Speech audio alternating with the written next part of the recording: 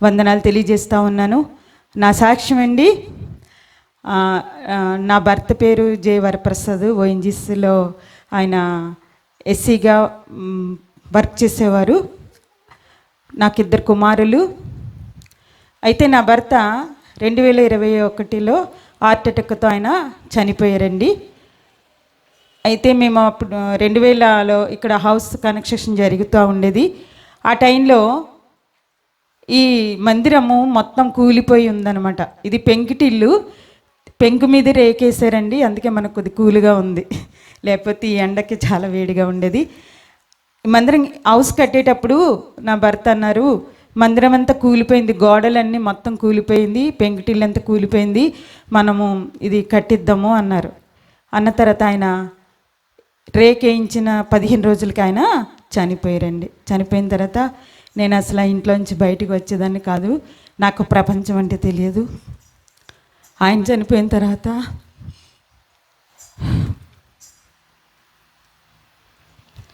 మందిరం కంప్లీట్ చేయాలని నేను అనుకున్నాను.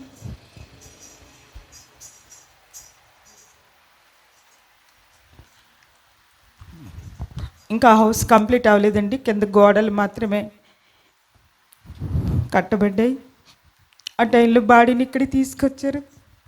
ఇదంతా ఓపెన్, గోడలు లేవు, ఏమీ లేవు. అలాంటి టైంలో బాడీని తీసుకొచ్చి ఇక్కడే పెట్టారండి. 3 days మేము ఇక్కడే ఉన్నాం. మందిరం నేను ఒకటే అనుకున్నా, మందిరం ఫస్ట్ కట్టాలి, తర్వాత హౌస్ కట్టుకోవాలని. మందిరం కట్టించిన తర్వాత నేను ఇక్కడే ఉంటూ హౌస్ కట్టించుకునేదాన్ని. నాకు 2 కొడుకులు అండి. పెద్ద బాబు ఇంజనీర్గా చేస్తున్నాడు. ఆయన ఉండగానే మ్యారేజ్ చేసాం ఆయనకి, బాబుకి. కోడలు డాక్టరు, చిన్న బాబు సాఫ్ట్వేర్ ఇంజనీరు హైదరాబాద్లో. ఆ బాబుకి ఇంకా మ్యారేజ్ చేయలేదు అప్పటికి. సరే 4 months తర్వాత ఆ బాబుకి కూడా మ్యారేజ్ చేసామండి. మ్యారేజ్ చేసిన తర్వాత ఈ చర్చ్ ఓపెనింగ్ రెవరెండ్ జకరియా గారి చేతుల మీదుగా ఇది లూథరన్ చర్చి ఓపెన్ చేయాలనే ఉద్దేశంతో ఇక్కడ ఈ చర్చి ఓపెన్ చేయడానికి వచ్చారు. ఓపెనింగ్ అయిపోయింది, చాలా గ్రాండ్గా ఓపెనింగ్ అయింది. అందరూ వెళ్ళిపోయారు. సరే నేను కూడా మా పిల్లలతో రాజమండ్రిలో కూడా నాకు హౌస్ ఉందండి, అక్కడికి వెళ్ళిపోయాను. నేను కూడా వెళ్ళిపోయిన తర్వాత నేను ఎక్కువ స్ట్రెస్ అయిన వల్ల దేనికో నాకు బ్రెయిన్ స్ట్రోక్ వచ్చిందండి. సడన్గా నాకు మూతి అంతా పక్కకు వెళ్ళిపోయింది. లెఫ్ట్ హ్యాండ్ లెఫ్ట్ లెగ్ కూడా నాకు వంకర తిరిగిపోయినాయి. మాట రాలేదు, మాట పడిపోయింది.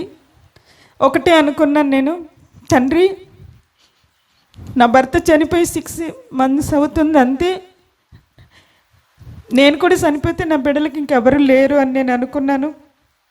ఒకటే అనుకున్నాను, ప్రభువా నేను క్షేమంగా వస్తే ఎక్కడికైనా ఎంత మారుమూలైనా నేను నీ సేవ చేస్తానని నేను దేవుడికి సమర్పించుకున్నాను. నన్ను ఇమీడియట్గా హైదరాబాద్ కిమ్స్లో జాయిన్ చేశారు. అప్పటికి నాకు కాలు చెయ్యి వంకరగానే ఉంది, మాట కూడా రావట్లేదు. 50-50 చాయిస్ అన్నారు, బ్రెయిన్ సర్జరీ చేయాలన్నారు. నేను ఒకటి దేవుడి మీద మాత్రం ఆధారపడ్డాను, ప్రభా నీ సేవ అయితే నేను చేస్తాను తండ్రి, నన్ను నువ్వు బ్రతికించుకుంటే నేను ఎక్కడికైనా వెళ్ళిపోతాను, ఎంత మారిమూల గ్రామంనైనా నేను వెళ్ళి సేవ చేస్తానని నేను సమర్పించుకున్నాను దేవుడికి. బెడ్ మీద ఉండగానే అద్భుతం అండి, దేవుడు ఎంత గొప్ప దేవుడు అంటే, అక్కడ కిమ్స్లో రోజుకు 18 టెస్టులు చేసేవారు, అయినా ఏ లోపము వాళ్ళకి కనబడలేదు. హల్లెలూయా. అసలే ఎక్కడ ఎన్నిసార్లు వాళ్ళు టెస్టులు చేశారు, స్కానింగ్ చేసేవారు, కానీ రాజమండ్రిలో పెద్ద పెద్ద క్లాట్స్ ఉన్నాయి తల మీద, కానీ అక్కడికి వెళ్ళిన తర్వాత ఎన్ని ఎక్స్రేలు తీసినా కూడా ఒక్క క్లాట్ కనబడలేదండి. హల్లెలూయా. దేవుడు ఎంత గొప్ప దేవుడు అంటే, నేను నార్మల్ అయిపోయాను. మీకు ఎవరికైనా నాకు ప్రాబ్లం ఉన్నట్టు తెలుస్తుందండి.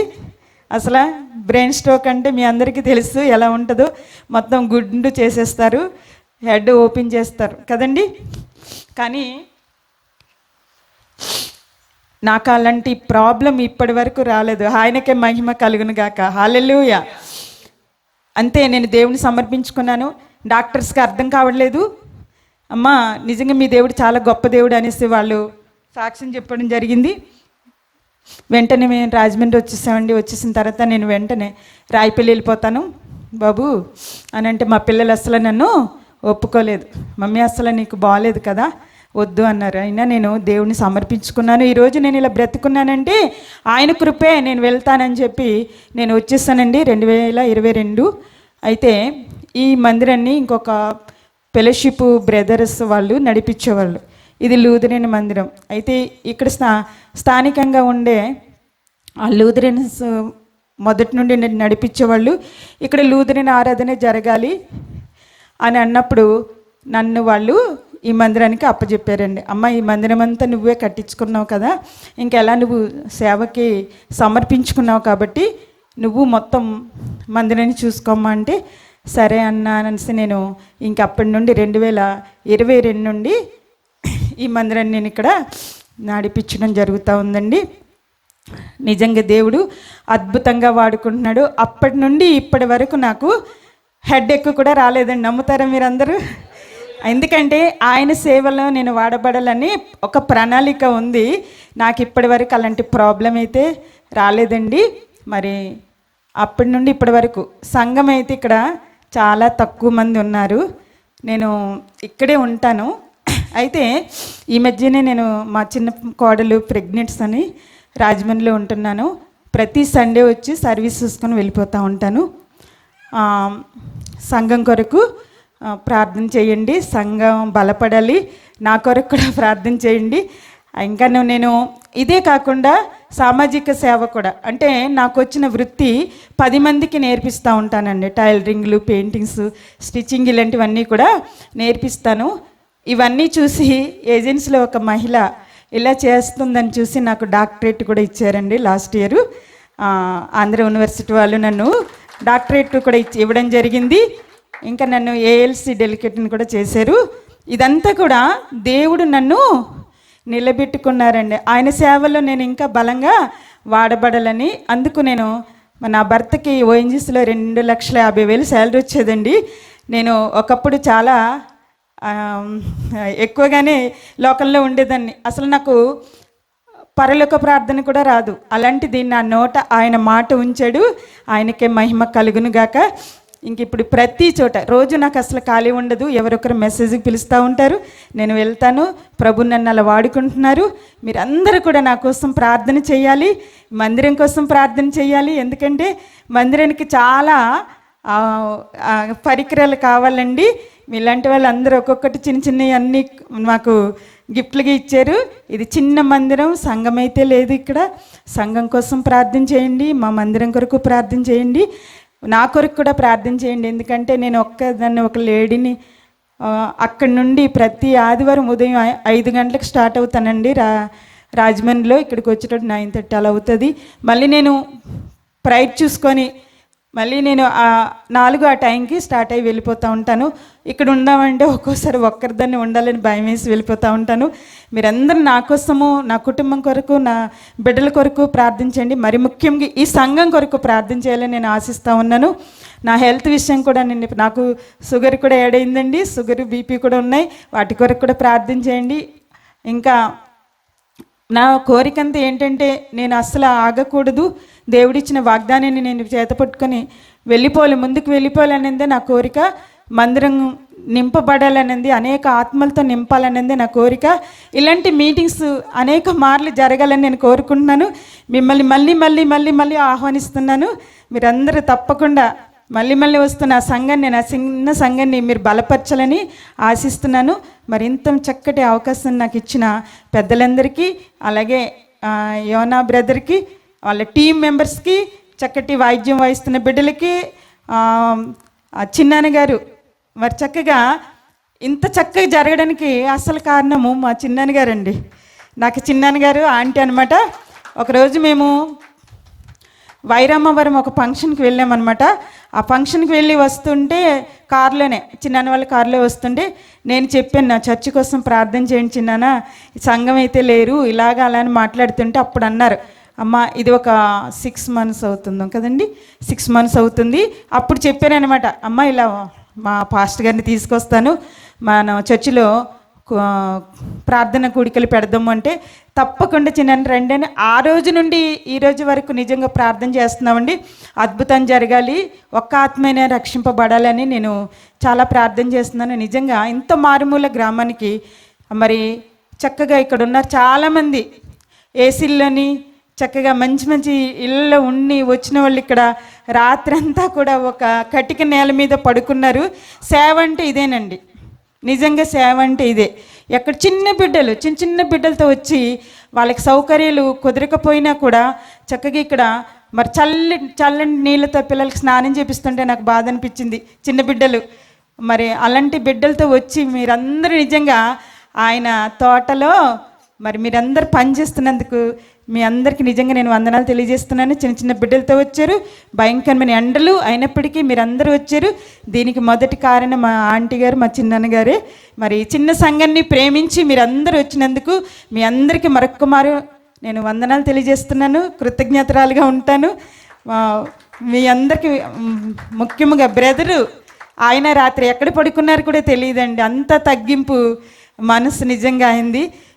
అయ్యా మీరు ఎక్కడ పడుకుంటారంటే ఎక్కడో పడుకుంటానమ్మా అన్నారు. నిజంగా ఆయన కూడా మీతో పాటు సమంగా ఇలా కింద కటిక నేల మీద పడుకున్నారు చూడండి. నిజంగా గ్రేట్ అండి, ఆయన నిజంగా గ్రేట్. ఆయనకు మరొక్కసారి నేను వందనాలు తెలియజేస్తున్నాను. మరొకసారి మీ అందరికీ కూడా నా వందనాలండి. మరి నన్ను నా సంఘాన్ని ప్రేమించి మీరు వచ్చారు. మరొకసారి మీ అందరికీ వందనాలు తెలియజేస్తూ ఇంత మంచి అవకాశం ఇచ్చిన మరి బ్రదర్స్ కూడా నా వందనాలు తెలియజేస్తూ ఉన్నాను. నా సాక్ష్యము దీవించబడను గాక. ఇక్కడ కూడి వచ్చిన ప్రతి ఒక్కరికి హృదయపూర్వకమైన వందనాలు తెలియజేస్తున్నానండి. ముఖ్యంగా ఇక్కడికి నన్ను ఆహ్వానించడానికి ముఖ్యమైన కారణం దాయిమి యోనా గారు. ఆయన చూడాలన్నప్పుడల్లా ఇటువంటి కార్యక్రమాలు నేను కోరుకుంటాను. కానీ ఒకటే ఏంటంటే, best listener is best speaker. నేను ఎప్పుడు వినటానికే ఇష్టపడతాను. నిరంతరం విద్యార్థిననే మీరు నమ్మండి. ఈరోజు కూడా ఏదో ఒకటి నేర్చుకోవాలని అనుకుంటా, అది నా యాంబిషన్. అయితే దీనికి ముందు పాంప్లెట్స్ వేయిస్తానని చెప్పా, వద్దన్నారు. ఎందుకంటే అక్కడ వేసి ఎందుకు అక్కడి నుంచి ఎలా రారు కదా, గుర్తు కోసం ఉంటుందని. ఆయన పంపినటువంటి ఆహ్వానంలో నశించిన దానిని వెతికి రక్షించుటకు మనుష్య కుమారుడు ఈ లోకానికి వచ్చానని చెప్పిన మాట లోకా సువార్త 19:10. మెయిన్ టార్గెట్ ఏంటంటే రక్షణే దీనికి ఈ సభల యొక్క ముఖ్యమైన ఉద్దేశం. రెండవది ఆయన ఇంకొక క్లాస్ చేర్చాడు, దేవుని చిత్తమైతే. వెరీ గుడ్, ఎందుకంటే ఇది నాకు ఎదురైంది కనుక. బ్రదర్ సత్యనారాయణ గారు నాకు డ్రైవింగ్ కోసం వచ్చారు. ఆయన ఏలూరులో, ఆయన పూర్తిగా సహకరిస్తూ ఉంటారు. ఆయనకి ఇంట్రెస్ట్ కనుక నాతో పాటు ఏక మనసుతో ఉండేవాళ్ళు కావాలని కోరుకుంటాను.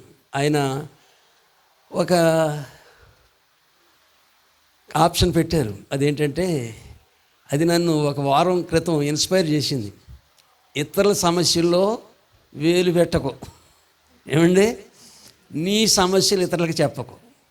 ఓహో, నేను అంటే ప్రతి ఒక్కరి నుంచి ఏదో ఒకటి నేర్చుకుంటూ ఉంటానని చెప్పాను కదా. ఆయన కూడా మనతో పాటు ఉండటం ఆశీర్వాదకరం. రాత్రి ఎదురైన ప్రాబ్లం ఏంటంటే పెట్రోల్ దొరకట్లేదు. పోయిన ఆదివారం నేను ఉపయోగించాల, నేను 2 వీలర్ మీద వెళ్ళి వచ్చాను. అల్లుడు గారు ఏలూరు వెళ్ళారు కనుక నాకు పెట్రోలు మాటే లేదు. నేను పద్మాస దీపంలో ఉన్నాను. అంటే ఎక్కడ, నెందులూరులో ఒక్కడనే ఉంటాను. ప్రొద్దుట వచ్చి వంటావిడ 2 గంటలు చేసి వెళ్ళిపోద్ది, పాపోళ్ళు వచ్చి వెళ్తూ ఉంటారు.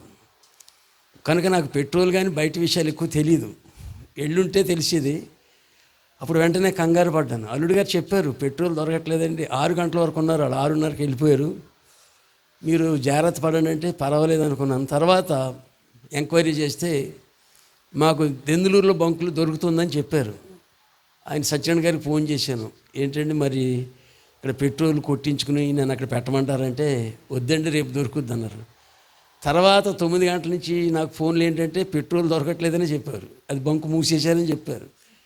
ఇంక అప్పుడు ఏం చేయాలి, తల ఒక బ్లాక్ అమ్ముతారు కదా, బ్లాక్ నమ్ముతారు కదా, వాళ్ళ దగ్గర సీసాలు పోసుకుని రావాలా ఎలా రావాలని కొంచెం డిస్టర్బెన్స్ అయ్యాను. నేను అలాగే నిద్రపోయా, ఏదో మెసేజ్ వింటే నిద్రపోయే అలవాటు లైట్లు ఎక్కడెక్కడ ఉంటాయి. ఉదయం 5 గంటలకు అలారం మోగుద్ది, లేచాను. లేచిన తర్వాత గుర్తొచ్చింది. ఆయన అన్నారు, ఎక్కడో చోట దొరుకుద్దిలేండి, మరి కంగారు పడొద్దని చెప్పారు. కానీ నాకైతే కంగారే కదా. ఒకే ఒక ప్రార్థన చేశారు. ఆయన ఏమన్నారు, ప్రభువు చిత్తమైతే అని పెట్టారు. యోన గారు పెట్టారా లేదా? అంటే ప్రభువు చిత్తమైతే నేను ఇక్కడ రావటం ఇష్టమైతే ఓకే, అదర్వైజ్ నో ప్రాబ్లం. ఎందుకంటే దేవుడికి ఇష్టం లేదని అనుకోవాలి.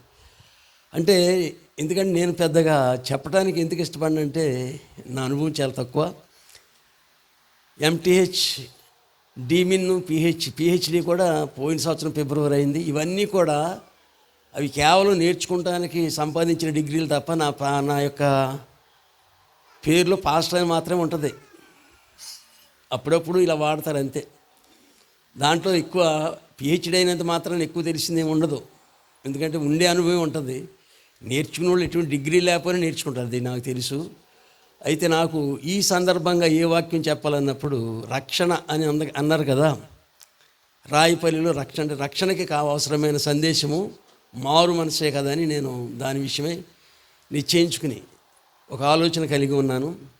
దయచేసి మీరు మాట స్పష్టంగా, ఎందుకంటే నాకు జనవరి అంతా కూడా వాయిస్ లేదు. ఎందుకంటే మాట్లాడటం కూడా మాట రాలా. బాగా పాడతాను, మాట్లాడతాను, అన్నీ ఉన్నాయి, కానీ కొంచెం క్రమక్రమంగా కొంచెం తగ్గుతూ వచ్చింది. ఈరేనండి, కాబట్టే కదా వచ్చింది. దేవుని చిత్తమైతే అంటే చిత్తమైందైనా వచ్చాను నేను, అది చెప్పేది. కాకపోతే మీరు అర్థం చేసుకోండి, కొంచెం స్పష్టంగా మాట్లాడలేకపోయినా అంశమైతే మీకు అర్థమైతే చాలని కోరుకుంటున్నాను.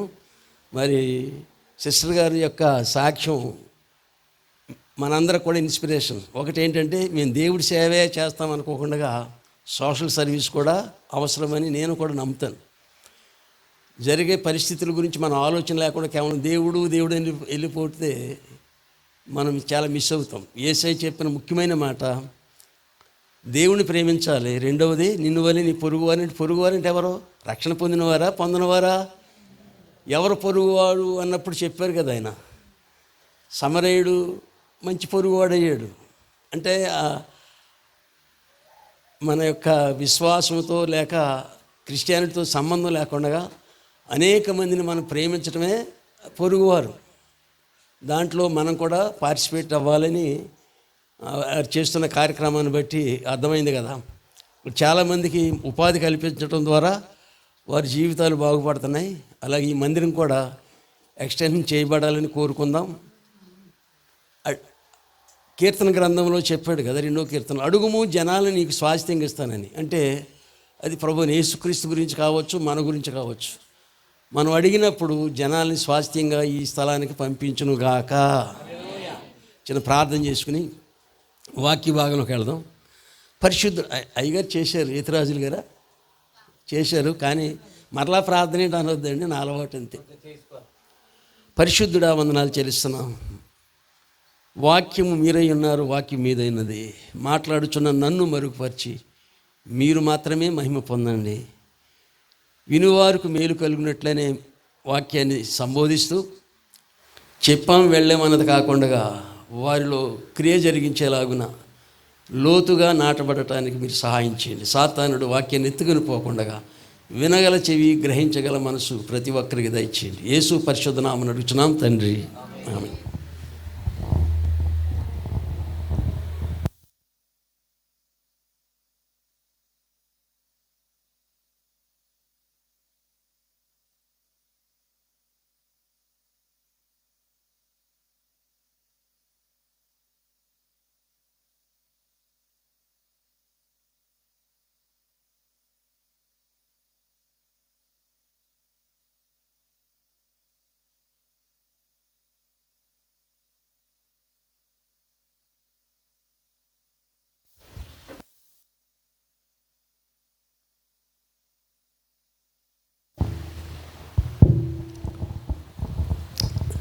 మరి యోనా గారి మెసేజ్ నేను వినాలని ఎన్నోసార్లు అనుకుంటున్నాను, కానీ మరి ఎందుకనో ఆయన ముందుకు రావట్లేదు. వినాలంటే స్లమ్ మినిస్ట్రీకి వెళ్ళలేము, మరంత ఓపిక నాకు లేదు. దయచేసి గమనించిన వాక్య భాగంలోకి వెళదాం. చదవబడిన వాక్య భాగము మత్తయి సువార్త 3వ అధ్యాయం మొదటి నుంచి 2-3 వచనాలు చదవండి చాలు. బాప్తిస్మమిచ్చు యోహాను వచ్చి పరలోక రాజ్యము సమీపించి ఉన్నది, మారు మనసు పొందుడని యూదయ అరణ్యములో ప్రకటించుచుండెను. చాలండి. క్రొత్త నిబంధనలో ఒక క్రొత్త విధానాన్ని దేవుడు ప్రారంభించాడు. ఎందుకంటే పాత నిబంధనలు ఎక్కడ కూడా మారు మనసు ఉందగానే ఇంత స్పష్టంగా చెప్పబడలేదు. మారు మనసు చాలామంది పొందారు. సౌలుకు దేవుడు నూతన హృదయాన్ని ఇచ్చాడని మొదటి సమయాలు 9వ అధ్యాయంలో మనం వింటాం. ఈ యోహాను గారు ఎవరో దేవుని యొక్క సంకల్పము చొప్పున పంపబడ్డ ఒక దూత, హెరాల్డ్. కానీ పరిచయులు అంగీకరించలా. వాళ్ళకి మోషే దగ్గర ఆగిపోయారు. మరలా ఈ మారు మనసు ఏంటి, ఈ బాప్తిస్మం ఏంటి? మారు మనసుకి నో ప్రాబ్లం, కానీ బాప్తిస్మం అనేది వాళ్ళకి ఇష్టం లేనిది. అర్థమైందండి. కనుక వారు యోహాను ఇచ్చే బాప్తిస్మాన్ని తిరస్కరించారు. యోహాను బోధనే తిరస్కరించారు. అసలు యోహాను ఎందుకు పంపబడ్డాడంటే మనకు తెలుసు కదా. యేసు ప్రభు ఇక్కడికి ఈ మార్గం ఇలా ఏర్పడిందంటే ముందు ఇది అడవి. దీన్ని ఎవరో కొంత ప్రయాసపడి దారి ఏర్పాటు చేశారు కదా. యేసు ప్రభు వచ్చినప్పుడు వాక్యం చెప్పినప్పుడు వినటానికి కొన్ని హృదయాలు సిద్ధంగా ఉండాలి. అంటే వాళ్ళ జీవితాల్లో ఉన్న పాత జీవితాన్ని అనుభవాలు ఉంటే ఈ విత్తనాలు ఫలించవు, అడవిలో ఫలించవు కదా. కాబట్టి ఒక మార్గాన్ని సరళం చేయటానికంటే ముందుగా వచ్చే ఒక దూతని యెషయాలో చెప్పబడింది, మలాకి 3:1 కూడా చెప్పబడింది. ఆయన దూత. కానీ పరిచయులు ఏంటంటే వారు గుడ్డోడు. ఎక్కడ ఆగిపోయారు? ధర్మశాస్త్రం దగ్గర, ప్రవక్తల ప్రవచనాల దగ్గర ఆగిపోయారు. మలాకి వరకు వచ్చారు కానీ సరిగా పరిశీలించట్లేదు. అర్థమైందండి. దేవుడు కొత్త నిబంధనలు ఒకలాగా, పాత నిబంధనలు ఒకలాగా లేడు. అన్ని నిబంధనలు ఒకేలాగా ఉన్నాడు, కానీ ప్రణాళిక మారుస్తూ వచ్చాడు. యోహాను ఏం చెప్పాడంటే, పరలోక రాజ్యము సమీపించుచున్నది కనుక మీరు మారు మనసు పొందండి. మారు మనసు పొందటం అనేది ఎందుకు అవసరం? ఎందుకంటే పుట్టుకతోటే మనకి చిన్నపిల్లలకి పాపం తెలియదు, వాళ్ళు నవ్వుతూ ఉంటారు ఏది చేసినా. అందుకని యేసు ప్రభు ఎవరిని చూపించాడు? పిల్లల వంటి వారంటే అర్థం ఏంటి? ధనవంతుడు వచ్చాడా, లీనుడు వచ్చాడా, వీడు అరుక్కుడు ఉన్నాడు, వీడు మంచోడు వచ్చాడు, వాళ్ళకి ఏం అక్కలు నవ్వుతూ ఉంటారు అంతే. అంటే ఇన్నోసెంట్. ఆ మనస్తత్వం రావాలని పిల్లల గురించి చెప్పాడు. అయితే వారు ఇక్కడ ఈ యోహాను గారు చెప్పేది ఏంటంటే, మారు మనసు అంటే ఆ స్వభావానికి మనం మారాలన్నది తర్వాత ఎక్స్ప్లెయిన్ చేయబడింది. మారు మనసు ఎందుకు అవసరం అంటే ఎహెజ్కేలు గ్రంథము 18వ అధ్యాయం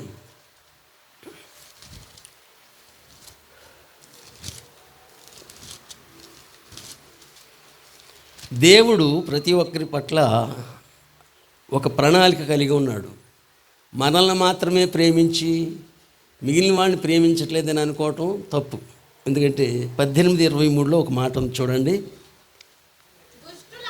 దుష్టులు మరణము నొందుట చేత నాకేమాత్రమైన సంతోషము కలుగునా, దిద్దుకొని బ్రతుకుటే నాకు సంతోషం. ఒక తండ్రికి పిల్లలు చాలామంది ఉంటారు, అందులో ఒకడు దుష్టుడు ఉంటాడు. తండ్రి ఏం కోరుకుంటాడు? ఆ దుష్టుడు కూడా మారాలనే కదా. ఈ క్యాస్ట్ ఇదంతా ఈ తర్వాత వచ్చినాయి తప్ప ఆదాము నుంచే మనమందరం పుట్టాం కదా. ఇది అపోస్తలుడు పౌలు గారు కూడా చెప్పాడు కదా 17వ అధ్యాయంలో. ఒక్క మనిషి నుంచే మనం వచ్చాం. మరి ఎక్కడి నుంచి వచ్చినవి? మనుషులు కల్పించిన పద్ధతులు తప్ప. షేము, హాము, యపేతు ముగ్గురే కదా. జలప్రళయం తర్వాత ఆయా భూభాగాల్లో వాళ్ళు నివసించిన విధానాన్ని బట్టి కలర్ మారింది. అది హామ్ సంతానం ఎక్కడ? ఆఫ్రికా ఖండంలో ఉన్నారు. ఏమండి? షేము, యాపేతు ఎక్కడ? ఐరోపా. షేము ఆసియా. ఇలాగ వీళ్ళ ద్వారా ఇన్ని కులాలు లేవుగా అప్పుడు. చెప్పండి, ఏది చూసినా కులాలు లేవు. మన దేశం ఎందుకు వెనకబడిందంటే ఓన్లీ క్యాస్ట్. దేనివల్ల వెనకబడిందండి? అమెరికాలో క్యాస్ట్ లేదు, బ్లాక్ అండ్ వైట్. ఇది ఈ యొక్క స్ట్రగుల్ తప్ప. చైనాలో క్యాస్ట్ లేదు. జపాను ఎంతో నాశనం అయిపోయిన స్థితి నుంచి కూడా నెంబర్ 1కి ఎందుకు వెళ్ళింది? క్యాస్ట్ లేనప్పుడు ప్రతి ఒక్కరిని ప్రేమిస్తాం. అరే ఇది మనోడు కదరా, ఎంత సైన్సిస్ట్ అయినా గొప్పోడైనా ఆ ఫీలింగ్ ఉంటుంది. బైబిల్ ఏం చెప్తుంది? దాన్ని ఖండిస్తుంది. అర్థమైందండి. వాక్యం సరిగా చదివితే అన్ని గ్రంథాలు చదువు, బైబిల్ చదువు, ఆన్సర్ బైబిల్లోనే దొరుకుతుంది. దుష్టుడంటే ఎవడో? దేవుని సంతానమే. వాళ్ళు చచ్చిపోవాలని దేవుడు కోరుకుంటాడా? దుష్టుడు మరణము నొందుట చేత నాకు ఏమాత్రము బాధపడతాడండి దేవుడు. మన శనిని పేడ వదిలిపోయింది అంటాం మనం, దుష్టుడు అమ్మో వాడా చచ్చాడా అంటాం. కానీ దేవుడు అలాగండు. మరణమునందుడి చేత నాకు ఏమాత్రం సంతోషము కలుగునా వారు తమ ప్రవర్తన దిద్దుకొని బ్రతుకుటే నాకు సంతోషము, ఇదే ప్రభువు యెహోవా వాక్కు. తర్వాత 31 చూడండి. ఏంటది? ఏ మార్పు కోరుకుంటున్నాడు దేవుడు? మీరు జరిగించిన అక్రమ క్రియలన్నిటినీ విడిచి నూతన హృదయమును నూతన బుద్ధియు తెచ్చుకొనుడి. ఇశ్రాయేలులారా, మీరు ఎందుకు మరణము నొందుదురు? వాక్కు. తర్వాత చూడండి, లాస్ట్ 2 లైన్లు చూడండి. కావున, అక్కడి నుంచి చదవండి. కావున మీరు మనసు త్రిప్పుకొనిడి, అప్పుడు మీరు బ్రతుకుదురు. అంటే ఆయన మరణం, ఏ మరణం గురించి ఎక్కువ మాట్లాడుతున్నాడు? క్రైస్తవులైనా క్రైస్తవులు కాకపోయినా రెండవ మరణం గురించి దేవుడు మాట్లాడుతున్నాడు. మరణం అనేది మనకు వస్తుంది కదా. మీరు మరణం నొందుదురు, రెండవ మరణానికి ఎందుకు గురవుతారని దేవుడు వేదన పడుతున్నాడు. అయితే ఏం చేయాలండి? మనం తెలియక ఒక రూట్లో వెళ్ళిపోతున్నాం, కానీ చివరేముంది? లోయ ఉంది. ఇంకో స్టెప్ అయితే దాంట్లోకి వెళ్ళిపోతాం. దేవుడు పిలిచాడు, వెనక తిరగండి, ఎందుకు దాంట్లో పడతారన్నప్పుడు ఆ యొక్క డైరెక్షన్ మార్చుకుని యూటర్న్ తీసుకుని వెనక నడిచామనుకోండి, అంటే అబ్బో ఇది తప్పే కదా అని మనం సొంతంగా ఆలోచించి నూతన హృదయము నూతన బుద్ధి తెచ్చుకున్నాం అనుకోండి, మన డైరెక్షన్ మార్చుకుని నడుస్తున్నప్పుడు అంత మాత్రం చేత నూతన బుద్ధి నూతన హృదయం స్థిరంగా ఉంటుందా? నో. చూడండి, ఇదే యెహెజ్కేలు గ్రంథము 36:26లో దేవుడు ఒక వాగ్దానం చేశాడు.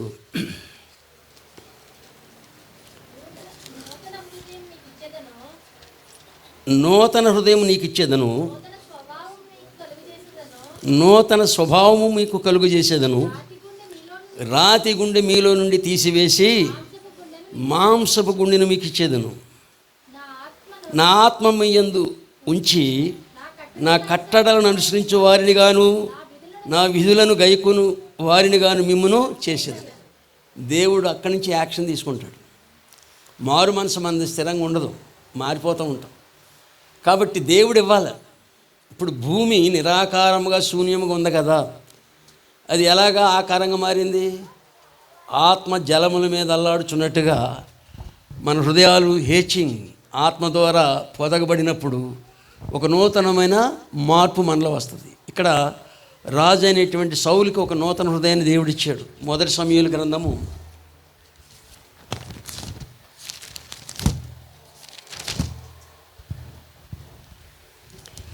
10వ అధ్యాయం 9వ వచనం చూడండి.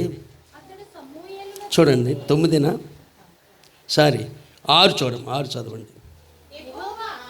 యెహోవా ఆత్మ నీ మీదికి బలముగా దిగవచ్చును, నీవు వారితో కలిసి ప్రకటన చేయుచుండగా నీకు క్రొత్త మనసు వచ్చును. అదే వారంటే ఎవరు? వాళ్ళు ప్రవక్తలు. ఆత్మతో నింపబడిన ప్రవక్తల మధ్యన కాలుతున్న పొలల మధ్యన కాలిన పొల పెట్టామన్నట్టు అది కాలుతుంది. వాళ్ళతో ఉన్నప్పుడు అట్మాస్ఫియర్ మారిపోయింది. ఈయన కూడా ఆత్మతో నింపబడి నూతన హృదయం వచ్చింది. దాన్ని నిలుపుకోలేదు ఆయన. ఒక రాజుగా పరిపాలన చేయాలంటే పర్సనాలిటీ బాగానే ఉంది, అన్నీ బాగానే ఉన్నాయి, కానీ ఏం కావాలి? నూతన హృదయం కావాలి. దేవుని మనసు కలిగి ఉండాలి. ప్రజల్ని కన్నబిడ్డలాగా పరిపాలన చేయాలంటే నీ మనసు సరిపోదు కనుక నీకు నూతన హృదయాన్ని నూతన స్వభావాన్ని మొట్టమొదటి సౌలుకి ఇచ్చాడు. తర్వాత ఆయన కోల్పోయాడు, అది వేరే సంగతి. మన విషయంలో కూడా అదే జరుగుతుంది. మనం నూతన పరచాలన్నప్పుడు దీనికి వివరంగా పౌలు గారు చెప్పారు. రోమిలకు రాసిన పత్రిక 12వ అధ్యాయం 1-2 వచనాలు చూడండి. కాబట్టి సహోదరులారా, పరిశుద్ధమును దేవునికి అనుకూలమునైన సజీవ యాగం అనేది ఏంటంటే అర్థం? బ్రతుకున్న వాళ్ళని బ్రతుకున్నట్టే, సచ్చిందాన్ని దేవుడికి అర్పించరు కదా, అర్పిస్తారా? నువ్వు బ్రతుకుండగానే సజీవ యాగముగా నీ శరీరమును ఆయనకు సమర్పించుకొనుడని దేవుని వాత్సల్యత ఏంటంటే ప్రేమ. విలాపవాక్యంలో చెప్పాడు కదా, దినదినము నీకు మా మీద నూతనముగా వాత్సల్యత పుడుతుంది కనుక నశించిపోతాను. నశించకపోవట్లేదు, ఇప్పుడు నేను చేసే చెడ్డ పనులకి దేవుడు కోపం వస్తుంది. రెండో రోజుకి ఏం చేస్తున్నాడు? పుత్రవాత్సల్యం, కుమారుడు అని మరలా ప్రేమిస్తాడు ఆయన. వాత్సల్యం అంటే ఏంటంటే మన లోపాలని ఎంచక ప్రేమించే దేవుని ప్రేమనే వాత్సల్యము. దేవుని వాత్సల్యం బట్టి మిమ్మును బతిపానుకొనుచున్నాను. ఇట్టి సేవ మీకు యుక్తమైనది. ఇక్కడ బాగుందండి. ఇక్కడ చూడండి, 2వ వచనం ఇంపార్టెంట్. మీరు ఈ లోక మర్యాదను అనుసరింపక ఉత్తమమును అనుకూలమును సంపూర్ణమునై ఉన్న దేవుని చిత్తమేదో పరీక్షించి తెలిసికొనున్నట్లు మీ మనస్సు మారి నూతన మగుట వలన రూపాంతరము పొందేడు. ఈ అనుభవంలోకి మనం రావాలి. ఎవరెవరో ప్రసంగాలను బట్టి మనం బెలూన్లాగా ఉప్పిపోవచ్చు, తర్వాత గాలిపోవచ్చు. అంటే బిల్డ్ యువర్ సెల్ఫ్. భక్తి అనేది ఎవరికి వారే నేర్చుకోవాలంటే ఈ రోజున సంఘాల్లో ఉన్నది ఇల్లిటరసీ. అందరూ చదువుకున్నారు కానీ బైబిల్ చదవరు, వాక్యం చదవరు. దేని మీద కాన్సన్ట్రేట్ చేశారంటే నేననేది తిరగట బ్రదర్స్ మాత్రం తిప్పేశారు. కింద రాయి పై రాయి కలిపి పిండి పిండి చేసేసారు. చాలా సంతోషం అండి. పాడొద్దని మాత్రం చెప్పట్లేదు. ఇప్పుడు ట్రెండ్ ఎటు వెళ్ళిపోయింది? డ్యాన్స్ల మీద విపరీతమైన క్లబ్బో లేకపోతే అది దేవుని మందిరమో తెలియని స్థితికి నడిపారంటే యవనస్తులు దేనికి అట్రాక్ట్ అవుతున్నారు? వాక్యం చదవటానికి వాళ్ళకి ఓపిక ఉండట్లా. ఇల్లిటరసీ ఎందుకు వచ్చింది? మన చేతిలో బైబిల్ ఉంది, మోకరించి ప్రార్థన చేస్తే రెవల్యూషన్ నీకు ఇవ్వడా? ఇక్కడ మీద అవసరం కనుక రక్షణ సువార్త ప్రకటిస్తున్నాం. వ్యక్తిగతంగా ప్రతి ఒక్కరూ లిటరసీ అంటే వాక్యములో మెళుకువలు తెలుసుకుని ఎదగటానికి ప్రయత్నం చేయాలి. దీన్ని పౌలు గారు తిమోతికి ఏం చెప్పాడంటే, దేవభక్తి విషయంలో, దేవభక్తి ఏంటి? వాట్ ఈజ్ దేవభక్తి? గాడ్లీనెస్. దేవుడిలాగా నువ్వు మారాలంటే దేవభక్తి విషయంలో నీకు నీవే సాధకం చేసుకో. ఇప్పుడు ఇంతకీ యేసుప్రభుని నమ్మిన తర్వాత ఉభయ తారకం ఏంటంటే 2 కలిసి వచ్చేదంటే, ఒకటి డిసిప్లైన్ ద్వారా మంచి చదువు, మంచి ఉద్యోగాలు వస్తాయి, చెడ్డ అలవాట్లు ఉండవు, ఈ లోకంలో మంచి జాబ్ సంపాదించి జీవితాంతం వాళ్ళు సుఖంగా బ్రతుకుతారు. రెండవది ఈ లోక సంబంధమైన సాధనాలు కొంతవరకే, ఉద్యోగం వరకే. కానీ రెండవది ఏంటి? పరలోక సంబంధమైనటువంటి బహుమానాలు పొందే స్థితిగా. అంటే దేవుడిని నమ్మటం ద్వారా 2 ప్రయోజనాలు ఉన్నాయి. కానీ దేవభక్తిని పెంచుకోవటానికి పౌలు గారు తిమోతిని తోయుడు. అర్థమైందండి? పాస్టర్ గారు విశ్వాసం తోయుడు ముందుకి. నీకు నీవే ఎక్సర్సైజ్ చెయ్యి. నీరసంగా బలహీనంగా ఉన్నాను, ఎన్ని టానిక్లు ఇచ్చినా చేయవలసిన ఎక్సర్సైజ్ చేయాలా వద్దా? ఇప్పుడు పోలీసు దానికి వెళ్ళాలి నువ్వు, లేకపోతే మిలిటరీ దానికి వెళ్ళాలి. ఫిజికల్ ఫిట్నెస్ కావాలా వద్దా? ఇన్ని కిలోమీటర్లు ఇంత దూరం పరిగెత్తాలని ఉంటుందా? ఉండదా? ఉంటుంది. మంచి డైట్ తీసుకోవాలి. నువ్వు కష్టపడకుండా నేను వెళ్ళాలంటే ఎలా వెళ్తావు? దేవభక్తి కూడా అంతే. వాక్యం చదవటంలో, ప్రార్థన చేయటంలో నిన్ను నువ్వే బలపరుచుకోవాలి. రాజ్బాబు గారి పాట నిబంధన జన్యం అనే దాంట్లో వాక్యమే నాకు ఆహారము ఎలా మాట్లాడారు? ఇవన్నీ వాక్యం ఆహారమే. మనలో 2 ఉంటారు. ఒకటి బయట కనపడి ఎక్స్టర్నల్ మంచోడు కానీ లోపల చెడ్డోడు. అది ఎదగాలి అంటే వాక్యమే నాకు ఆహారం అన్నా అది ఆకాంక్ష భక్షించాలి. అంటే దేవుని దగ్గరికి వచ్చిన వాళ్ళు ఫస్ట్ నేర్చుకోవాల్సింది వాక్యము. అది నీ బుర్రతో, దేవునికి ఇచ్చిన జ్ఞానంతో. సపోజ్ ఇల్లిటరసీ చదువుకున్న వాళ్ళు ఉన్నారండి, వాళ్ళ ప్రార్థనలు ఎదగాలి. దేవునితో మనం గడిపే సమయం తక్కువైపోయింది. ఎవరి మీద డిపెండ్ అవుతున్నాం? ఎక్స్క్యూజ్ మీ, సేవకుల మీద, గాయకుల మీద, వీళ్ళ మీద ఆధారపడుతున్నాం. అది కాదుగా. దేవభక్తి అలా పెరగదుగా. నీకు నీవే సాధన చేసుకో. హల్లెలూయా. అది ఉన్నప్పుడు మన పిల్లలు మంచి బలవంతుని చేతిలోని బాణముల వలె పెరుగుతారు. మారు మనసు పొందటంలో లోక మర్యాదను అనుసరింపక. లోక మర్యాద అనే దాంట్లో పుట్టినట్లు ఏముంది? యుగ మర్యాద. అంటే ఎక్స్క్యూజ్ మీ, మీరు లోదరన్ కదా, మాది బాప్టిస్ట్ అంటే అక్కడ ఏ సంఘం లేక కెనడియన్ బాప్టిస్ట్ ఉంది, అది మాలిపిల్లే. బాప్టిస్ట్ అంటే అక్కడ ఈ పద్ధతిలో ఉండదు, అది కొత్తగా ఉంది. ఇప్పుడు మా తాతల కాలంలో. తర్వాత నేను వచ్చింది పెంతెకోస్తు, పెళ్లి చేసుకున్నది పెంతెకోస్తు అమ్మాయిని. ఇప్పుడు నేను ఏమి డినామినేషన్కి పెద్ద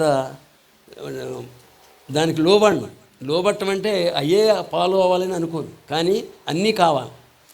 యాక్చువల్లీ మీకు ఒక 22 పాటల పుస్తకం తెచ్చాను, షాలేం ప్రార్థనా మందిరం, షాలేం మధుర గీతాలు. అవి నేను ఒక 100 ప్రింట్ చేయించాను, 1,00,000 అయింది. ఒక్కో బుక్కు 100 రూపాయలు పడింది. ఇక్కడ మీకు ప్రజెంట్ చేయటానికి రాత్రి చేద్దామన్నారు, తీసుకోండి, ఫ్రీయే. రెండవది పాస్టర్ గారి సాక్ష్యం, యేసుని అడుగుజాడలు 20 సంవత్సరాలు అయిన సందర్భంగా కూట ఏర్పాటు చేసినప్పుడు, తర్వాత నేను కంటిన్యూ చేద్దామని ల్యాప్టాప్ కొని అనుకున్నాను, కానీ చేయలేకపోయాను. కానీ యాజ్ టీజ్గా దాన్నే 2 ప్రింట్ చేయించాను. రాత్రి 2 మీకు అందుతాయి. అయితే నేను ఎందుకని ప్రతి సంఘం యొక్క లోతుపాతులు తెలుసుకున్నాను. ఈ లోక మర్యాద అంటే ఎక్కడ కనపడుతుందండి? మన యోనా గారు పెళ్ళి దగ్గర కనపడుతుంది. మన మర్యాద ఎక్కడ కనపడుతుంది? కొబ్బరి చిప్పలో, జాకెట్లు, ఎన్ని దెబ్బలాటలు. ఏమ్మా, ఇది లోక మర్యాద లేకపోతే బైబిల్లో ఉంది? అది ఇది చెప్తే చాలా బాధ కలుగుద్ది. కట్నాలు ఉన్నాయి బైబిల్లో? లేవు. మరి ఎందుకు వచ్చినాయి అన్నీ? ఎక్కడి నుంచో మనం ఇంకా వదలలేదు అవి. అంటే ఎక్స్క్యూజ్ మీ, మరి నేను చెప్పేటప్పుడు క్రైస్తవులకు బాధ ఉంటుంది కదా, అందుకనే నేను ఎవరో సంబంధం చోటకి రమ్మంటారు, బాబు నేను వచ్చానంటే చెడిపోదురా అని అంటాను. ఎందుకంటే వెళ్ళాను, ఒక చోటకి వెళ్ళాను, అమ్మాయి బాగుంది, వాళ్ళు 30,000 మించి ఇవ్వలేరు అంటున్నారు. సరే బాగుంది తీసుకో. మా పాస్టమ్ గారు నేను ఇద్దరే ఆవిడికి మేనల్లుడు అతను. చెప్తే ఇంటికి వచ్చాక వాళ్ళమ్మకి కట్నం నచ్చలేదంట, వదిలేసాడు. ఇంకా నమస్తే నాయన, నేను ఎక్కడికి రాను, పాస్టర్గా మాత్రం అసలు చెప్పకూడదు, పోని సర్దుకోమని చెప్తున్నాడు అన్నాను. ఎందుకంటే బైబిల్లో లేని అన్నీ కూడా లోకాచారమే, అవి సంఘాల్లో కూడా ఉండిపోయినాయి. అది నాకు బాధాకరం. అర్థమైందండి? ఇవన్నీ కూడా లోక మర్యాదను వదిలేయాలి మనం, మారు మనసు పొందాలి. రెండవది, ఉత్తమమును అనుకూలమునై ఉన్న దేవుని చిత్తము. చిత్తం అంటే చిత్తం అంటే మనసు. దేవుని చిత్తం అంటాం. దేవుని చిత్తం మనసు ఏముంది? ఇప్పుడు ఒక ఇంగ్లీష్ ఫారినర్ వచ్చాడు, ఇంగ్లీష్లో వాక్యం చెప్తున్నాడు. అది మనకు ఇంగ్లీష్ తెలియకపోతే వేస్ట్ అవుతుంది కదా, అవుతుందా కదా? దేవుడు మన ముందు ఎన్నో మాట్లాడతాడు, మన పాత హృదయానికి అవి అర్థం కావు. దేవుని చిత్తం అంటే దేవుని ఆలోచన మనం తెలుసుకోవాలంటే రూపాంతరము పొందుడి. ఏముంది? రూపాంతరానికి బెస్ట్ ఎగ్జాంపుల్ మీరు ఏం చెప్తారు? వెరీ గుడ్, అంతేనండి. ఎందుకంటే దానికి 21 రోజు టైం ఉంది. సీతాకోక చిలుక, గొంగళి పురుగు పక్కన పెడితే ఇది ఒకటంటే ఎవరు ఒప్పుకోరు, కానీ అది సమాధిలోకి వెళ్ళిపోద్ది. దానిపైన ఆ యొక్క నూగు వెంట్రుకలన్నీ రాలిపోతాయి. అప్పుడు కొత్త రూపం వస్తుంది. అలాగే పరిశుద్ధాత్మ మనల్ని ఆవరించినప్పుడు, సో నువ్వు ఏం చేయాలంటే, నువ్వు నిజంగా మారు మనసు పొందాలంటే దేవుని ఆత్మ నిన్ను పొదగాలి. ఈ పాతయన్నీ ఊడిపోవాలి, ఎంటుకలన్నీ ఊడిపోయిన తర్వాత ఒక కొత్త రూపం వస్తుంది, అదే రూపాంతరము. అది నిజమైన మారు మనసు. అది ఓకే, అక్కడి వరకు వచ్చాక కూడా మనకు కొన్ని ఎదురవుతూ ఉంటాయి. 3 శత్రువులు మాత్రం మనల్ని చివరి వరకు వెంటాడతారు. లోకము, శరీరము, సాతానుడు. మొదట యోహాను పత్రికలో చెప్పాడు కదా, లోకము, శరీరము, సాతానుడు. అంటే లోకంలోకి ఎంటర్ అయిన తర్వాత యేసయ్య ఒక ప్రశ్న వేసాడు ముందు, మీరు సిరికిని దేవునికిని, అది దాని దగ్గర ఎంతమంది పాస్టర్లు నిలబడుతున్నారు అన్నది వాళ్ళకే వదిలేద్దాం. ఎందుకంటే ఇటు డబ్బు కావాలి, దేవుడు కావాలంటే కుదరదుగా. ఆ డబ్బు విషయమే ఇప్పుడు ఇందాక పాడారు కదా, దశమ భాగాలు అర్పించినా కూడా సుఖం లేదని పాడారు కదా. ఎవరు? మా మనవరాలు పాడిందా పాట? ఆవిడైనా పాడింది ఏమ్మా, అంతేనా కదా? మీరు దశమ భాగం ఇవ్వకపోతే దేవుడు మిమ్మల్ని దీవించడని ఈ బోధ ఎక్కువైపోయింది కదా. దశమ భాగం గురించి కొత్త నిబంధనలు ఎక్కడా లేదు కదా. అంతకు మించి ఇచ్చారు, వర్ధిల్లే కొలది ఇచ్చారు. మొదటి కాలంలో అపోస్తులు 15 సంవత్సరాలు ఇలా సంఘం ఉందండి. ఒక ధనవంతుడు ఉన్నాడు అనుకోండి, పేదోళ్ళు ఉన్నారు. ఏం చేశాడు ఆయన? పొలం అమ్మేసి వాడు అప్పులు తీర్చాడు. అది కమ్యూనిజం కంటే గొప్పది. హల్లెలూయా. కమ్యూనిజం అంటే మనందరం కలిసి సమిష్టిగా ఉండాలని చెప్తారు, అంతవరకు. త్యాగం ఎంతవరకు చేస్తారో తెలియదు. కానీ అపోస్తులు ఎందుకని చేయగలిగారు? వారందరూ పరిశుద్ధాత్మ ద్వారా నడిపింపబడ్డారు. అరే నీకు ఇంత ఉంది కదా, పాపం లేనోళ్ళకి ఇవ్వు అని ఎవరు చెప్తారు? పరిశుద్ధాత్మ దేవుడు. హల్లెలూయా.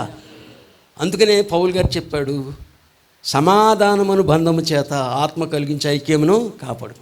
నీకు ఎదురైందా లేదా? దేవుడు అందరిని ఉట్టినే సేవకులు పిలిచేసి వాడుకోడండి.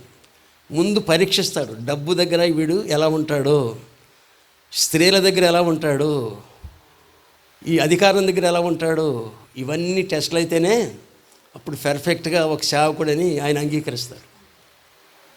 మనకి కరప్ట్ చేసే పరిస్థితులు చాలా వస్తాయి.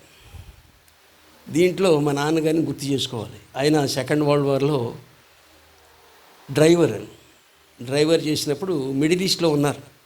అప్పట్లో పెట్రోలు వీళ్ళకి మిలిటరీ వాళ్ళకి ఫ్రీగా వచ్చింది. వాళ్ళు దాన్ని ఏం చేసేవారంటే అమ్మేసేవారు. అమ్మేసి గిఫ్ట్లు పంపేవారు ఇంటికి. ఏం పంపేవారు? అందరూ ఒత్తిడి చేయగా ఈయనకి ఇష్టం లేదు, అయినా పంపాడు. ఏం పంపాడు? సెంటు బాటిల్స్ ఇవన్నీ ఒక ప్యాక్ చేసి పంపాడు. కానీ అవి చెన్నైలో పగిలిపోయినాయి. ఏమైనాయి? అది చెప్పాడు నాకు. ఒరే నాయన, ఇది అయ్యింది, మనం అటువంటి పనులు చేయకూడదని. అది నా లైఫ్లో చాలాసార్లు నాకు నేను చేసిన పనులు, నేను ఒకేసారి సేవలోకి రాలేదు, ఎందుకంటే నేను నాస్తికుణ్ణి, దేన్ని నమ్మను. ఓకే, కానీ బ్రైబ్ చేసే దగ్గరే నాకు జాబులు వచ్చినాయి. అర్థమైందండి? గ్యాస్ ఫ్యాక్టరీలో ఒక 3 కేజీలు ఎక్కువ పడితే వాడికి 10 రూపాయలు ఎక్కువ ఇస్తాడు. కానీ ఒక్క పైసా ఇంటికి తీసుకెళ్ళలేదు, వాళ్ళకి ఖర్చు పెట్టుకోండి. తర్వాత బుల్డోజర్ కంపెనీలో అంతే. ఒక్కో డోజర్కి వచ్చి అక్కడే 25,000 ఇస్తారు. అంటే ఏం చేయాలి? వాళ్ళకి రేటు పెంచాలి.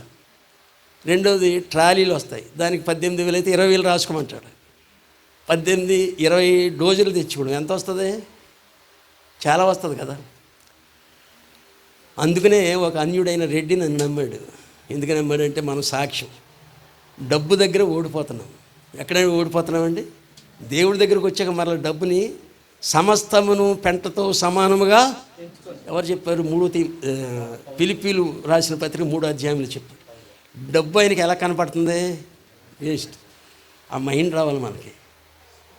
దీంతో నేను పెద్ద చర్చి కట్టాలి, పెద్ద బిల్డింగ్ కట్టాలి, ఇది కాన్సెప్ట్ మంచిది కాదు.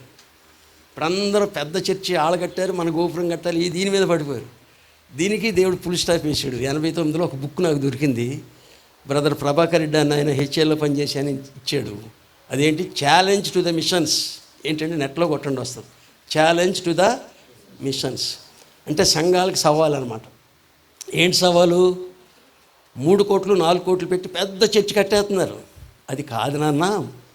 యెహోవా సాక్షులు కానీ కమ్యూనిస్టులు కానీ లిటరేచర్ పంపుతారు, ప్రజలకు సందేశం పంపుతారు. కావలి కోట ఇటువంటి పత్రికల ద్వారా వాళ్ళ ఉద్దేశాలు చెప్తారు. ఆ 3 కోట్లు పెట్టి ఒక 10 మంది, ఒక 100 మంది సేవకుల్ని తయారు చేసి వాళ్ళకి ఖానా పీనా సోన్ అన్నీ నువ్వు ఏర్పాటు చేసి పంపితే, రిమోట్ ఏరియాస్కి వెళ్ళి వాళ్ళు సువార్త పగితే అది లాభం. కానీ పెద్ద గుడి కొట్టుకుని అందరూ అక్కడే ఊరేగితే సుఖమేముంది? అది ఆయన చెప్పిన సారాంశం. అందరి దృష్టి చర్చి వాళ్ళు కట్టారా? గోపురం మనం కడదాం. ఇది బాబాయిల గోపురాలాగా చర్చిలు కట్టేస్తున్నారు తప్ప డబ్బుని మిస్యూజ్ చేస్తున్నారని చెప్పాడు ఆయన. అందుకని మా చర్చిలు ఏవి కూడా స్లాబ్ లేదు, రేకులతో ఉంటాయి. కాకపోతే సీలింగ్ చేసుకుని ఏదో ఉంటున్నాం. ఎందుకంటే తెలిసాక డబ్బుని వేస్ట్ చేయొద్దు కదా, చేయకూడదు. అంటే ధనాపేక్షను మారు మనసు పొందావు, మరి డబ్బు దగ్గర ఎందుకు నీకు? అది మారు మనసు పొందాలని ప్రజలకు చెప్తాను, నువ్వెందుకు మారలేదు? ఇది ప్రాబ్లమా కదా. స్త్రీల విషయానికి వచ్చినప్పటికీ ఇక్కడ చెప్పాడు కదా, ఆత్మఫలం ఏమనగా దీర్ఘశాంతము, గలతీలకు రాసిన పత్రికలు చెప్పాడు కదా, దయాళుత్వం, ఇవన్నీ ఉన్నాయి. దాంట్లో లాస్ట్లో లాంగ్ సఫరింగ్ ఉంది, సెల్ఫ్ కంట్రోల్. దేవుడు మనకి దాస్యపు ఆత్మనివ్వలేదు. అర్థమైందండి? ఇప్పుడు అందమైన స్త్రీలు సంఘాల్లో ఉండరా? బయట కనపడరా?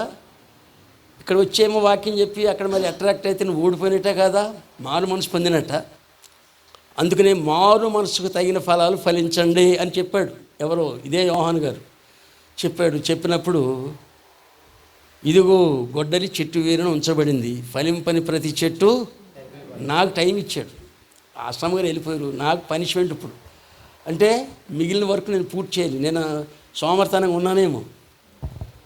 లైఫ్ ఇచ్చింది మనం ఇంకా జీవించి ఎంజాయ్ చేయటానికి కాదు కదా, బ్రతికున్నామంటే దేవుని కృపే కదా. అక్కడ ఆత్మఫలం ఏమనగా నువ్వు మారు మనసుకు తగిన ఫలాలు ఫలించండి అంటే ఏముండాలి? ప్రేమ ఉండాలి, సంతోషము, సమాధానము, దీర్ఘశాంతి ఇవన్నీ కూడా మారు మనసు పొందిన వ్యక్తిలో ఫలాలుగా రావాలి, కనపడాలి. దాంట్లో ఒకటి సెల్ఫ్ కంట్రోల్ ఉంటే తప్ప పర్వతాల్లాగా పెరిగిన పరిశుద్ధులు కూడా స్త్రీల ద్వారా పతనం అయిపోయారు. చరిత్రలో మనం చూస్తున్నాం, ఈరోజు చూస్తున్నాం. సీక్రెట్ లైఫ్ వేరేగా ఉంటుంది. ఇప్పుడు మనం పబ్లిక్లో ఎలాగ ఉన్నామో మనకి సీక్రెట్ ప్లేస్, నా ఛాంబర్ ఒకటి ఉంటుంది సీక్రెట్, దాంట్లో ఏ తప్పు చేస్తారని ఎవరు చూస్తారు అది? అందుకనే 2 కొరింథీ 5:10 చెప్పాడు, దేహంతో జరిగించినవి మంచివైనను సరే చెడ్డవైనను సరే మనము అన్నాడు పౌలు గారు, ఇంక్లూడింగ్ పౌలు గారు కూడా, మనమందరము క్రీస్తు న్యాయపీఠం మీదట దేహంతో చేసిన మంచి ఇక్కడ చేస్తున్నాం, చెడ్డ ఇంకా బయట చేస్తున్నాం. 2 కలిపి దేవుడు ఒకేసారి తీర్పు తీరుస్తాడు. మనమని ఎందుకన్నాడు? ఆయన కూడా కలుపుకున్నాడు. మనమందరము క్రీస్తు న్యాయపీఠం మీదట నిలబడాలి. లోకము, శరీరము ఇవన్నీ మారు మనసు పొందిన ప్రతి వ్యక్తికి చనిపోయే వరకు శత్రువులే. లోకం ఎక్కడి నుంచి ఎక్కడ పోతామండి? మనం పోలేము. శరీరం నుంచి ఎక్కడ పోతాం? ఆత్మ శరీరానికి విరోధంగా పోరాటం చేస్తుందని పౌలు గారు చెప్పాడు కదా గలతీ 5:1. కనుక ఈ పోరాటంలో మనం జయం పొందాలంటే ఒక్క యేసు ప్రభు ద్వారా మాత్రమే సాధ్యం. హల్లెలూయా. నువ్వు దేవునితో గడుపుతూ ఉంటే ఆటోమేటిక్గా మోషే యొక్క ముఖ చర్మం ప్రకాశించినట్లుగా మన ప్రభు యొక్క కాంతి మన మీద ఉంటుంది. ఇవన్నీ మనం జయించడానికి శరీరమును ప్రభుకి సజీవ యాగముకి సమర్పించాలని కూడా చెప్పాడు పౌలు గారు. 3వది సాతానుడు మాత్రం వదలడండి. కొంత దూరం వెంటాడతాడు. చనిపోయిన మోషే శవం దగ్గర కూడా వాడు వెంటాడాడు. యోధా పత్రికలో నాకు సంబంధించిన వ్యక్తి మోషేయే అంటాడు. అది ఎలాగా? కానీ దేవుని వాక్యం ఏం సెలవిస్తుంది? మోషే వంటి సాత్వికుడు అమ్మా నిద్ర టైమా సరే వినండి, అంటే నాకు కొంచెం ఏమాత్రం కునిపాటు పడ్డా నేను ఆపేస్తాను. సరే ఎక్స్క్యూజ్ మీ టైం ఒకవేళ ఇబ్బంది అయింది సరేనండి. కానీ దేవుని సాక్ష్యం ఎలా ఉంది? మోషే వంటి సాత్వికుడు లేడు. ఎవరు భూమి మీద ఉన్నవారిలో అంత గొప్ప సాక్ష్యం కలిగిన ఆయన్ని సాతానుడు ఎందుకని వెంబడించాడు? నాకు సంబంధించిన దేహం అని మిఖాయిల దూత దెబ్బలాడుతున్నాడు. ఎందుకని? మత్తయి సువార్త 5వ అధ్యాయంలో చెప్పాడు కదా, మనం నరహత్య చేయక్కర్లేదు, సహోదరుని ద్రోహి అని పిలిస్తే చాలంట, మనం హత్య చేసినట్టు అని చెప్పాడు. ఆ పని చేశాడు మోషే గారు. తెలుసుగా మనకి. ఆ బండతో మాట్లాడమంటే కొట్టాడు. ద్రోహులారా, అది క్రైమ్. ఆ సాత్వికం అంతా ఒక దెబ్బతో వెళ్ళిపోయింది. ద్రోహులారా, మీ కొరకు నేను నీళ్ళు తేవాలా అంటే దేవుని యొక్క స్థానాన్ని ఆయన ఆపాదించుకున్నాడు. నేను అన్నది వాడకూడదు. ఎప్పుడు కూడా నేను అనేది ప్రమాదం. యేసుకేలు గ్రంథం 28వ అధ్యాయంలో సాతానికి మంచి ప్లేస్ ఇచ్చాడు దేవుడు. కానీ వాడేమనుకున్నాడు? నేనే కదా నెక్స్ట్ నెంబర్ 2 నేనే కదా అనుకున్నాడు వాడు. అర్థమైందండి? గర్వం. క్రైస్తవులు కూడా గర్వం ప్రమాదం అండి. యోనా గారు లేక దీనుడుగా ఉండాలి. ఆయన ఎక్కడ పడుకున్నాడో తెలియదు, ఎక్కడ కూర్చున్నాడో తెలియదు. ఆయన ఒక సిద్ధాంతం తెలుసుకున్నాడు, ఏంటంటే తను తాను తగ్గించుకున్నవాడు. హల్లెలూయా. అది ఆ టైప్లో ఆయన వాక్యాన్ని ఫాలో అవుతున్నాడు. మంచిది. ఏమన్నాడు మోషే? ఏమన్నాడు మోషే? ద్రోహులారా, మీ కొరకు నేను నీళ్ళు తేవాలా. దేవుడు అన్నాడు, నువ్వు కానాన్ని చూస్తావు కానీ దాంట్లో ప్రవేశించవు నాయన. యోర్దాను వరకు వచ్చాడు, ఆ కొండ మీద తీసుకెళ్ళి అంతా చూపించాడు. బ్రతిమాలాడు చాలాసార్లు, అయ్యా నేను ఎంత కష్టపడ్డానంటే. నో, మోషేనే లక్ష్య పెట్టిన దేవుడు మనం లక్ష్య పెడతాడా? అయినా కృపగల దేవుడు. అలాగని సాతానికి వదిలేడా? నో, వదలు. సాతానుడు నిరంతరము మన మీద, సహోదరుల మీద నేరములు మోపువాడని ప్రకటనలో చెప్పబడింది. మనం ఏ పని చేసినా చేను చిటుక్కుమన్నట్టు చెప్పేస్తాడు దేవుడి దగ్గరికి వెళ్ళి. చూసావా ఇంత వాక్యం చెప్పాడు, చూసావా ఇంత ప్రార్థన చేశాడు, ఇలా పడిపోడని దివారాత్రములు సహోదరుల మీద నేరం మోపువాడు ఎవడో? సాతానుడు. అవన్నీ వినడు ఆయన. మధ్యలో ఎవరున్నారు? ప్రభు అయిన ప్రధాన యాజకుడు ఉండి, తండ్రి నా రక్తం ఇచ్చి కొన్నాను, ఇంకొక ఛాన్స్ వెంటనే నువ్వు పాత నిబంధనలాగా వీళ్ళ మీద తీర్పు తీర్చొద్దు అని అడ్డుకుంటున్నాడు. అంటే సాతానుడు అక్కడ కూడా క్రైమ్ ఉందా? టైం ఉంది, కొంత టైం ఉంది, అప్పటి వరకు వెళ్తాడు వస్తాడు. మనం గుర్తించవలసింది ఒకటేనండి, మారు మనసు పొందాం. ధనాపేక్ష పోయిందా? మారు మనసు పొందాం. శరీర క్రియలు మారాయా? మారు మనసు పొందాం. సాతాన్ని ఎదిరించే ప్రార్థన శక్తి ఉందా? ఒక ఖడ్గం ఇవ్వబడింది మనకి. అది 2 అంచెల ఖడ్గం అని చెప్పారు కదా అయ్యగారు, చెప్పారా? 2 అంచెల ఖడ్గం అంటే ఏంటంటే అర్థం? వాక్యమే. వాక్యం ఒకటి మిమ్మల్ని నరుకుతుంది, శాపను కూడా ఖండిస్తుంది. అది కీర్తన 149లో కూడా 2 అంచెల ఖడ్గం అని వాడబడింది. సామెతల్లో జార స్త్రీ పెదవి కూడా 2 అంచెల ఖడ్గం, అది చాలా షార్ప్. అయితే మనకి ఇవ్వబడిన ఒకే ఒక ఖడ్గము వాక్యము. ఆమేన్. ప్రభువైన యేసుక్రీస్తు సాతానుడు ఎదురైనప్పుడు గంటసేపు ఆర్గ్యుమెంట్ చేయలే. రాళ్ళు రొట్టెలుగా చేసుకోమని 4వ అధ్యాయంలో చెప్పినప్పుడు మనుషుడు రొట్టె వలన మాత్రము కాదు కానీ అది ఎక్కడది? ఎక్కడ మోషే గారు చెప్పిన వాక్యాన్నే రిపీట్ చేశాడు ఈయన. అంతే బంధు. మన ఊరికే గంటసేపు. నేను ఈ టైంలో గుర్తు చేసుకోవాల్సింది ఏంటంటే ప్రవీణ్ పగడాల. ఆయన చనిపోవటం కారణం ఈ వ్యర్థమైనటువంటి వాగ్వాదాలకు వెళ్ళటమే. నేను బెన్హార్ గారికి ఒక ఉత్తరం రాద్దాం అనుకున్నా. అయ్యా ఎందుకయ్యా ఈయన లాగుతారు, అందరి నోట్లో పడుతున్నాడు. అటువంటి మేధావి ఇప్పటివరకు చూడలేదు నేను, చెప్పాలంటే. అర్థమైందండి? నా దృష్టిలో జూనియర్ అంబేద్కర్ ఆయన. ప్రతి సమస్యను కూడా అంత ఎనలైజ్ చేసి సుప్రీంకోర్టు వరకు కూడా ఒకడే మాట్లాడగలిగిన సమర్థుడు, వాక్యంలో కూడా లోతుగా మాట్లాడగలిగిన సమర్థుడు. ఈ వాదోపవాదాల వల్లనే కదా వచ్చింది. అయ్యా మీరు డిబేట్లు ఆపండి, మీరు ఏదో రేటింగ్ పెంచుకుంటాక ఒక రక్షణ టీవీ దాన్ని ప్రమోట్ చేయడానికి మీరు తిప్పలు పడుతున్నారు, కానీ ఆయన ప్రాణానికి ముప్పు ఉందని చెప్దాం అనుకున్నాను. నేను కూడా తప్పు చేశాను. అయితే దేవుని చిత్తం అలా ఉందేమో. ఎంత క్రూరంగా చంపారండి. ఇప్పుడు ఎదటోడు రక్షణ పొందిన వ్యక్తి, నువ్వు గంటసేపు వాదిస్తున్నావు, ఓడిస్తున్నావు, ఆడేమైనా మారుతాడా? అదే సభల్లోకి వెళ్ళి వాక్యం చెప్తే కొంతమంది అన్నా మారుతారు కదా. ఏమంది సభలకు ఎవరు వస్తారు? క్రిస్టియన్స్, నాన్ క్రిస్టియన్స్ వస్తారు. వాళ్ళు కొంతమంది మారుతారు కదా. కానీ అది నిష్కారణంగా. మనం కూడా దయచేసి గుర్తుంచుకోండి, వ్యర్థమైన వాదోపవాదాలకు వెళ్ళొద్దని పౌలు గారు చెప్పాడు. మిత్తి లేని వంశావళులు వాదోపవాదాల వలన వివాదం పడుతుంది తప్ప ఒక స్టేజ్ దగ్గర ఆగిపోవాలి. ఎందుకు అనవసరం మూర్ఖుల వితర్కాలు మనకు వద్దు. అర్థమైందండి? సువార్త చెప్దాం, నమ్మని వాళ్ళని వదిలేద్దాం, ఓపికతో చెప్దాం. అంతేగాని వాదాలకు వెళ్ళి మీ దేవుడు కాదు, ఆ దేవుడు కాదు, ఇవన్నీ ఎందుకు ప్రాబ్లం తెచ్చుకోవాలి? ఇక్కడ ప్రతి సంఘంలోంచి కొన్ని మన మంచి మాటలు గుర్తించాలి కదా. దేవదాస్ అయ్య గారు ఒక మాట చెప్పాడు, అది వాళ్ళు ఫాలో అవుతారు. ఏ మతాన్ని కానీ ఏ వ్యక్తిని కానీ దూషింపరాదు, ద్వేషింపరాదు. నువ్వు తెలియని విషయాలు దేవుని అడిగి తెలుసుకో. వెరీ గుడ్, అది బాగుంది, మనం తీసుకుందాం కదా. బ్రదర్ భక్సింగ్ గారి నుంచి ఆయన ప్రార్థన దేవుని చిత్తం లేకుండా ఏది చేయడు, అది తీసుకుందాం కదా. నేను ఇదే పెంతుకోస్తులోనే ఉంటానంటే ఎలాగా? మనం ఏది మంచిదో అది దాన్ని ఫాలో అవటం తప్పు కాదు కదా. తప్పు కాదు. మారు మనసు పొందామా లేదన్నది ప్రశ్న. రక్షణకు కారణం అదే కదా. దీని యేసు ప్రభు కూడా కన్ఫర్మ్ చేశారు. మార్కు సువార్త 1వ అధ్యాయం 15వ వచనం చూడండి.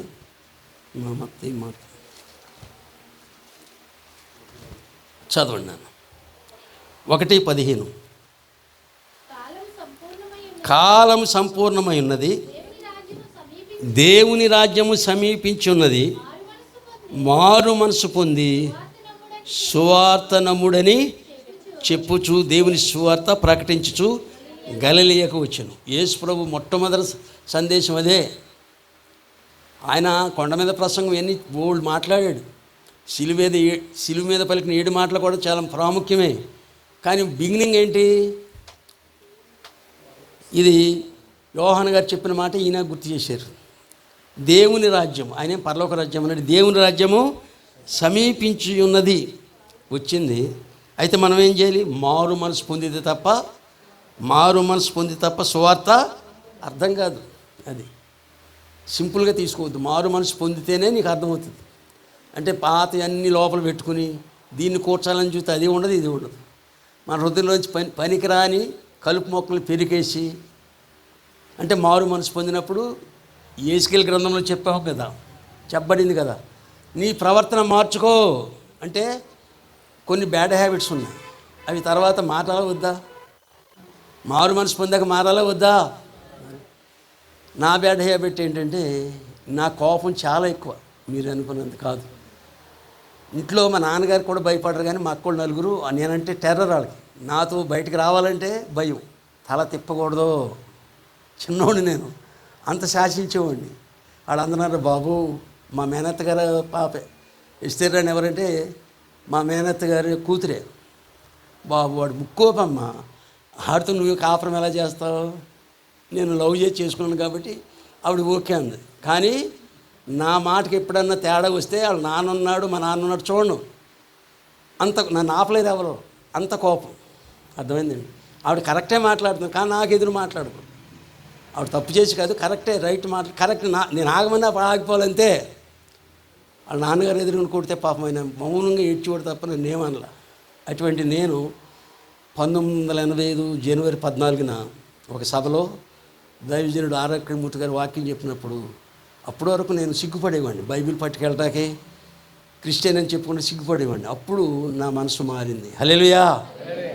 ఆ రోజు మొదలు ఇప్పుడు ఆవిడ కొట్ల. మరి చాలామంది పాస్టర్లు కుమ్మేస్తారు ఇంటి దగ్గర. ఆవిడ అందంతా ఆయన స్టేజ్ మీద ఉంటేనే నాకు ప్రాణం హాయిగా ఉంటుందమ్మ. ఎందుకని ఇంటికి వెళ్తే విశ్వరూపం చూపిస్తాడనమాట. ఏం మారు మనసు అండి. మారు మనసు గురించి ఏం చెప్తామండి? ఏంటి అదో రకం అనుమానించే మారు మనసు. పెళ్ళాన్ని ఫ్రీగా వదలరు. అర్థమైందండి. ఆవిడ యంగ్స్టర్, 30వ సంవత్సరంలోనే దేవుడు నన్ను పిలిచాడు, ఇంటింటా సువార్త ప్రకటిస్తానండి. నేను దానికి అభ్యంతరం పెట్టలే. కానీ ఒక్కదాన్ని వెళ్తున్నావు, అందంగా ఉంటావు, ఎవరైనా తట్టుకుని లేకుంటే వెళ్ళని వదిలేశాను. చాలామంది ఏమన్నారు మా ఇంట్లో, అది సువార్తకే వెళ్తుందా? సాతాను. నమ్మకం ఉంటేనే కదా పంపేది. నీ భార్యను అనుమనించి నువ్వు ఏం పాస్టర్వే? ఏం మారు మనసు నీది? ఏమండి, దయచేసి విశ్వాసులైనా పాస్టర్లైనా మనం మారకుండా మన కుటుంబంలో ఎవరో మారాలని కోరుకోవద్దు. అర్థమైందండి. దయచేసి గుర్తుపెట్టుకోండి. మనకి ఎలిజిబుల్ ఏంటంటే పరలోకానికి వెళ్ళటానికి అర్హత మారు మనసు. ఒక చిన్న చరణం ఉంది ఈ పాటల పుస్తకంలో, శాలి మధుర గీతాల్లో. ఒక 50 వరకు లోదరన్ పాటలు కూడా పాప చేర్చింది. రెండో పాప వాళ్ళ లోదరన్ హౌసింగ్ బోర్డు కాలనీ గుంటూరులో ఉంటుంది. యునైటెడ్ చర్చిని కట్టారు కానీ లోదరన్ పద్ధతిలోనే ఉంటుంది. ఆ పాప పంపిణీ వేసి దాంట్లో అన్నీ నాకు రాపోయినా వేసాను. ఎందుకంటే లోదరన్లు పాడుకోవాలి, హోసన్నలు పాడుకోవాలి, అందరినీ దృష్టిలో పెట్టుకుని రివైవల్ ఉద్యోగ కీర్తనలు అన్నీ కలిపి 770 పాటలు నేను 1000 చేయాలనుకున్న అవలా. కాబట్టి దాంట్లో ఒకటి ఏంటంటే, మారు మనసు పొందకున్న చేరరు పరలోకము. క్రైస్తవులారా అని ఒక మంచి హెచ్చరిక పాట.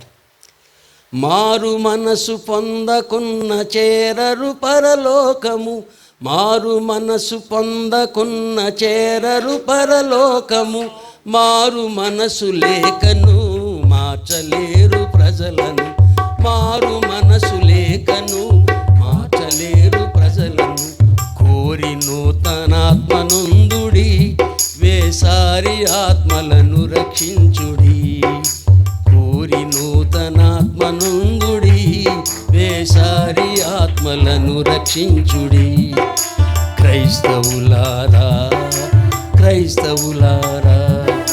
క్రీస్తు బోలి నడువరరేలా, ప్రభు క్రీస్తు యేసు కొరకు నిల్వరా. హల్లెలూయా. నేను ముగిస్తున్నానండి. ఇంకా దీని రిఫరెన్స్లు అన్నీ చెప్పుకుంటూ వెళ్తే మనకు టైం అవుతుంది, కానీ అర్థమయ్యే వరకు చెప్తే చాలని నేను ముగిస్తున్నాను. మారు మనసుకు తగిన ఫలాలు నువ్వు ఇదివరకు దేవుడి దగ్గరికి వెళ్ళకముందు ఎలా ఉన్నావు, వెళ్ళి మారు మనసు పొందాక అదే ఉంటే లోకం నిన్ను ఎలా గుర్తిస్తుంది? ఫలాలను బట్టి, నీ మంచితనాన్ని బట్టి, దీర్ఘశాంతాన్ని బట్టి, దయాళుత్వాన్ని బట్టి, ఇవన్నీ ఫలాలని గలతీలకు రాసిన పత్రికలు ఆత్మ ఫలాల గురించి పౌలు గారు చెప్పాడు. మారు మనసుకు తగిన ఫలాలు ఫలించండి. ఇది యోహాను గారు అడుగుతున్నాడు. ఏం ఫలాలు? ఈ ఫలాలే. ఈ ఫలాలన్నీ మనలో ఉండాలని పౌలు గారు, యోహాను గారు కోరుకున్నారు. అదర్వైజ్ ఇదిగో నా జీవితాన్ని ముగించడానికి ఎప్పుడైనా దేవుడికి ఛాన్స్ ఉంది. గొడ్డలి చెట్టు వేరునట్టు నరిగితే అది పడిపోద్ది అంతే. ఉంచబడింది. ఎవరైతే మంచి ఫలాలు ఫలించరో వారు నరకబడి అగ్నిగుండంలో వేయబడదు. ఇది రెండవ మరణం అని ప్రకటన చెప్తుంది. ఈ మరణానికి ఎవరు భయపడరు, కానీ ఆ మరణానికి అందరం ఖచ్చితంగా భయపడి తీరాలి. ఎందుకంటే అగ్ని ఆరదు, ఆత్మ చావదు. ఇది చాలామంది నమ్మకపోవచ్చు. సత్యక్కళ్ళు తెరిస్తే సుఖమేమి, ధనవంతుడిలేగా. పాతాళానికి వెళ్ళాక అప్పుడు అర్థమైంది ఆయనకి. ఇక్కడ చెప్పినప్పుడు అర్థం కావట్లేదు చాలామందికి. అది ఉందని మాత్రం బైబిల్ అంటేనే విశ్వాసం. విశ్వాసం లేకపోతే ఆదికాండం ఒకటి దగ్గర ఆగిపోతాం. విశ్వాసంతో నమ్మం, దేవుడు ఉన్నాడని నమ్మం, ఆయనే సమస్తం చేయగలడు నమ్మం, మరణం నుంచి తప్పించగలడు నమ్మం, జీవాహారం ఆయన నమ్మం, జీవజలం ఆయనే నమ్మం. అటువంటి యేసుని వెంబడిద్దాం.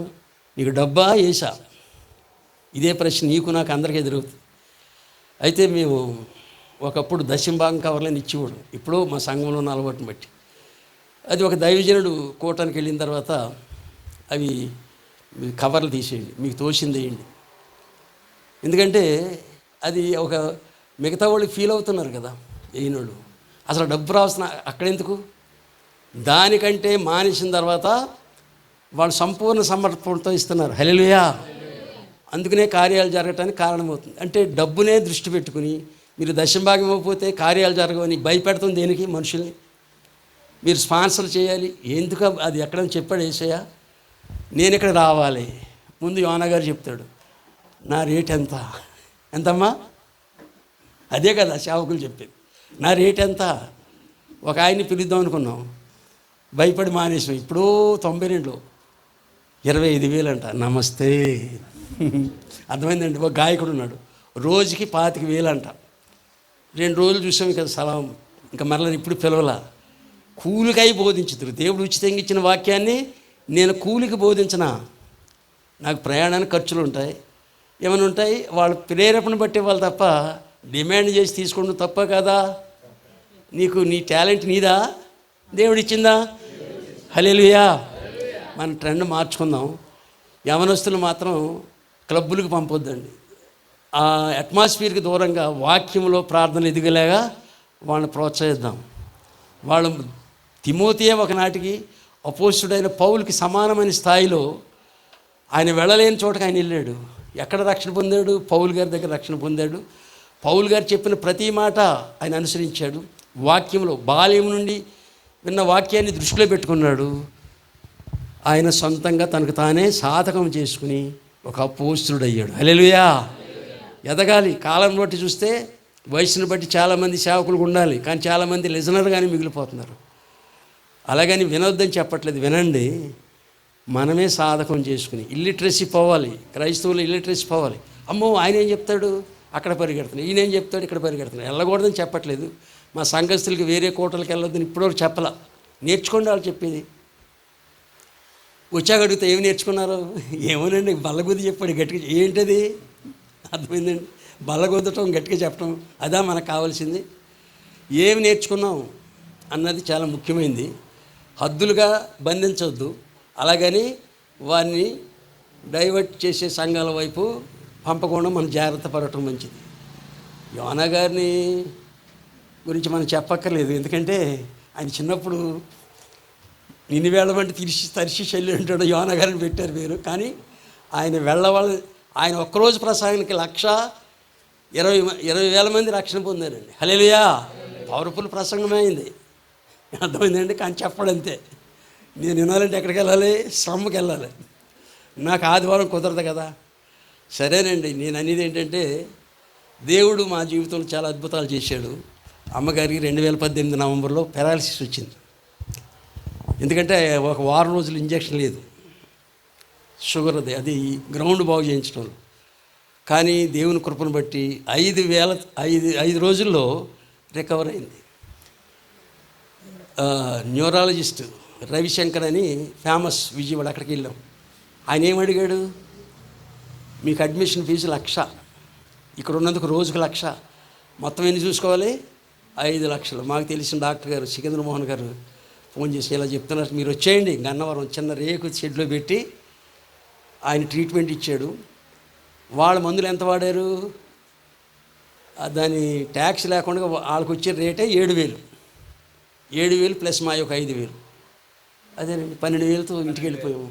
ఆయన వెళ్ళేటప్పుడు ప్రార్థన చేసి కానుకిచ్చి పంపాడు. దేవుడు అద్భుతం చేశాడు. ఆవిడ మామూలు అయిపోయింది. నాది కాళ్ళు మోకాళ్ళు సర్జరీ జరగాలి. ఇప్పుడు 2016లో ఒక చోట బాతు మాంసం తిన్నాను. నాకు అది వాతం అనుకుంటా. బాగానే ఉందని తింటే అప్పటి నుంచి 20 రోజులు లెగలేదు.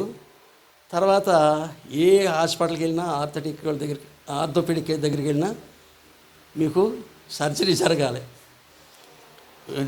చిన్న తిరుపతి దగ్గర ఏమో 1,40,000 చెప్పారు, అమరావతితో గుంటూరులో ఏమో 1,60,000 చెప్పారు. కానీ ఒక ఆయన నాకు హెల్ప్ చేశాడు. ఏంటంటే ఆశయ్య గారు, ఐఐఎస్ ఆయన రిటైర్డ్. ఇంటికి వచ్చి మీరు పొరపాటును చేసుకోవద్దు, చేసుకున్న వాళ్ళు చాలా ఇబ్బంది పడుతున్నారు అన్నప్పుడు పోయిన ఫిబ్రవరి నుంచి ఇప్పటివరకు నిలబడ్డానంటే దేవుని కృప. హల్లెలూయా. సర్జరీ లేదు. నా నడక ఎందుకు తడబడుతుందంటే కుడి కన్ను సర్జరీ చేసినప్పుడు 2021 డిసెంబర్ 1న నరాలు కట్ చేశారు డాక్టర్. ఎల్వి ప్రసాద్ హాస్పిటల్కి సంవత్సరం వెళ్ళినా, శంకర్కి వెళ్ళినా ఇది ఇంతే, డ్రాప్ చేసి ఉంచుకోండి తప్ప మీరు. అమ్మగారు చనిపోతా చెప్పిన మాట ఏంటంటే మీరు డ్రైవింగ్ చేయొద్దు. 7 సంవత్సరాలు నడిపాను, అక్కడ ఆపేశాను. ఏజ్ని బట్టి కూడా ఆపగల తప్పదు. ఇది నా ప్రాబ్లం, అర్థమైందండి. దీనివలన కొంచెం హెల్త్ ఇష్యూస్, అంటే నాకు షుగరు బీపీ ఉన్నా ఇప్పుడు నార్మల్గా ఉంటాయి. దేవునికి మహిమ కలుగును కాక. అంటే ఉన్నామన్న పేరుకి ముళ్ళులాగా ఉంటాయి అంతే, సాధారణ ముళ్ళులాగా. కానీ మనం ఏం చేయం. పౌలు గారికి ముళ్ళున్నా దేవుడు వాడుకున్నాడు. నా కొరకు ప్రార్థన చేయండి, పరిచర్య కొరకు ప్రార్థన చేయండి, మీ కొరకు ప్రార్థన చేస్తాను. మూసూరు సంఘం కొరకు కూడా మీరు ప్రార్థన చేయండి. నేను అనేది ఏంటంటే యాక్చువల్గా ఎక్కడైతే చర్చి లేదో అక్కడ ఒక చర్చి నిర్మిద్దాం, పేరు కోసం కాదు. మరి అప్పట్లో నక్సలైట్ల ప్రాబ్లం వచ్చి ఎక్కడ కూడా సర్వేలో వెళ్ళివాళ్ళలేదు. దేవుని చిత్తమైతే ఇంకో చర్చి కట్టే దగ్గర మనం కలుసుకుందాం. ఎందుకంటే హల్లెలూయా, సువార్త ప్రకటించవలసిన భాగాలు చాలా ఉన్నాయి. ఆరాధన చేసుకుంటానికి చర్చి లేని భాగాలు కూడా చాలా ఉన్నాయి. వాళ్ళకి చిన్న రేక్ షెడ్ ఇచ్చేస్తే దాంట్లో చేసుకుంటారు కదా, అది నా కోరిక. ఒకటే అండి, ఫైనల్ డెసిషన్ ఏంటంటే నేను ఖర్చు పెట్టే ప్రతి డబ్బు ఎవరిదే? దేవుడిదేనా? అంతే. నేను పొలాలు కొంటాకే, స్థలాలు కొంటాకే, నేను డెవలప్ అయిపోటాకా, బంగారం కొంటాకా? చెప్పండి ఏమన్నా గారు. కాదు కదా.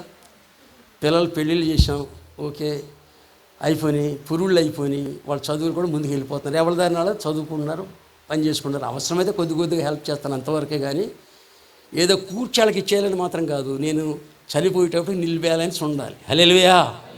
అది అమ్మగారు ఉండగా మేము తీసుకున్న నిర్ణయం. అది కొనసాగాలంటే కష్టం. మీరు ప్రార్థన చేయండి. మారు మనసుకు తగిన ఫలాలు మనందరం ఫలిస్తున్నామా లేదా ఆలోచించుకుందాం. ఇంతటితో నేను ముగిస్తున్నాను. దేవుడి మాటలు దీవించును గాక.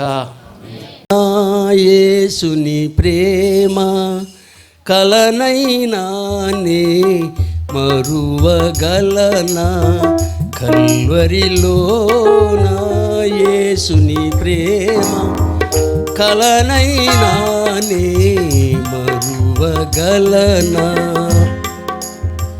విలువలేని వాడనై ఇలలో నేను జీవించగా,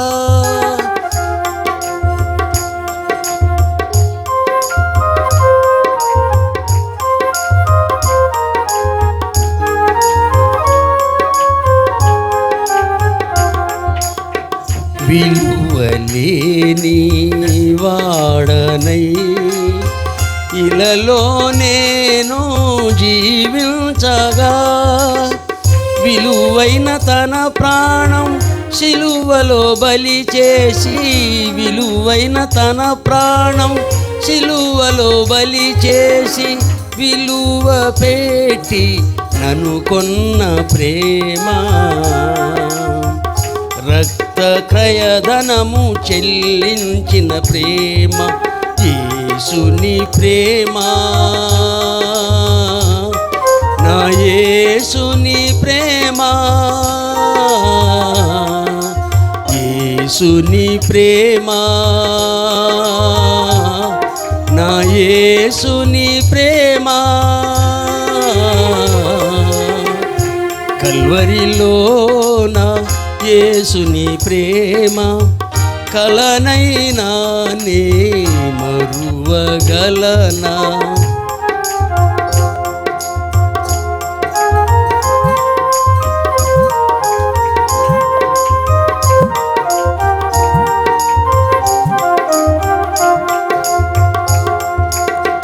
నా యెదవాకిట నిలిచిన ప్రేమ, నా హృదయ తలుపును తట్టిన ప్రేమ,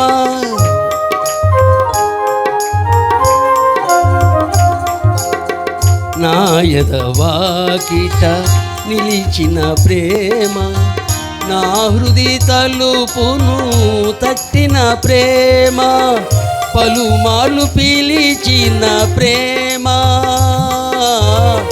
పలుమార్లు పిలిచిన ప్రేమ, నాకై ప్రాణము పెట్టిన ప్రేమ, నాకై ప్రాణము పెట్టిన ప్రేమ, యేసుని ప్రేమ,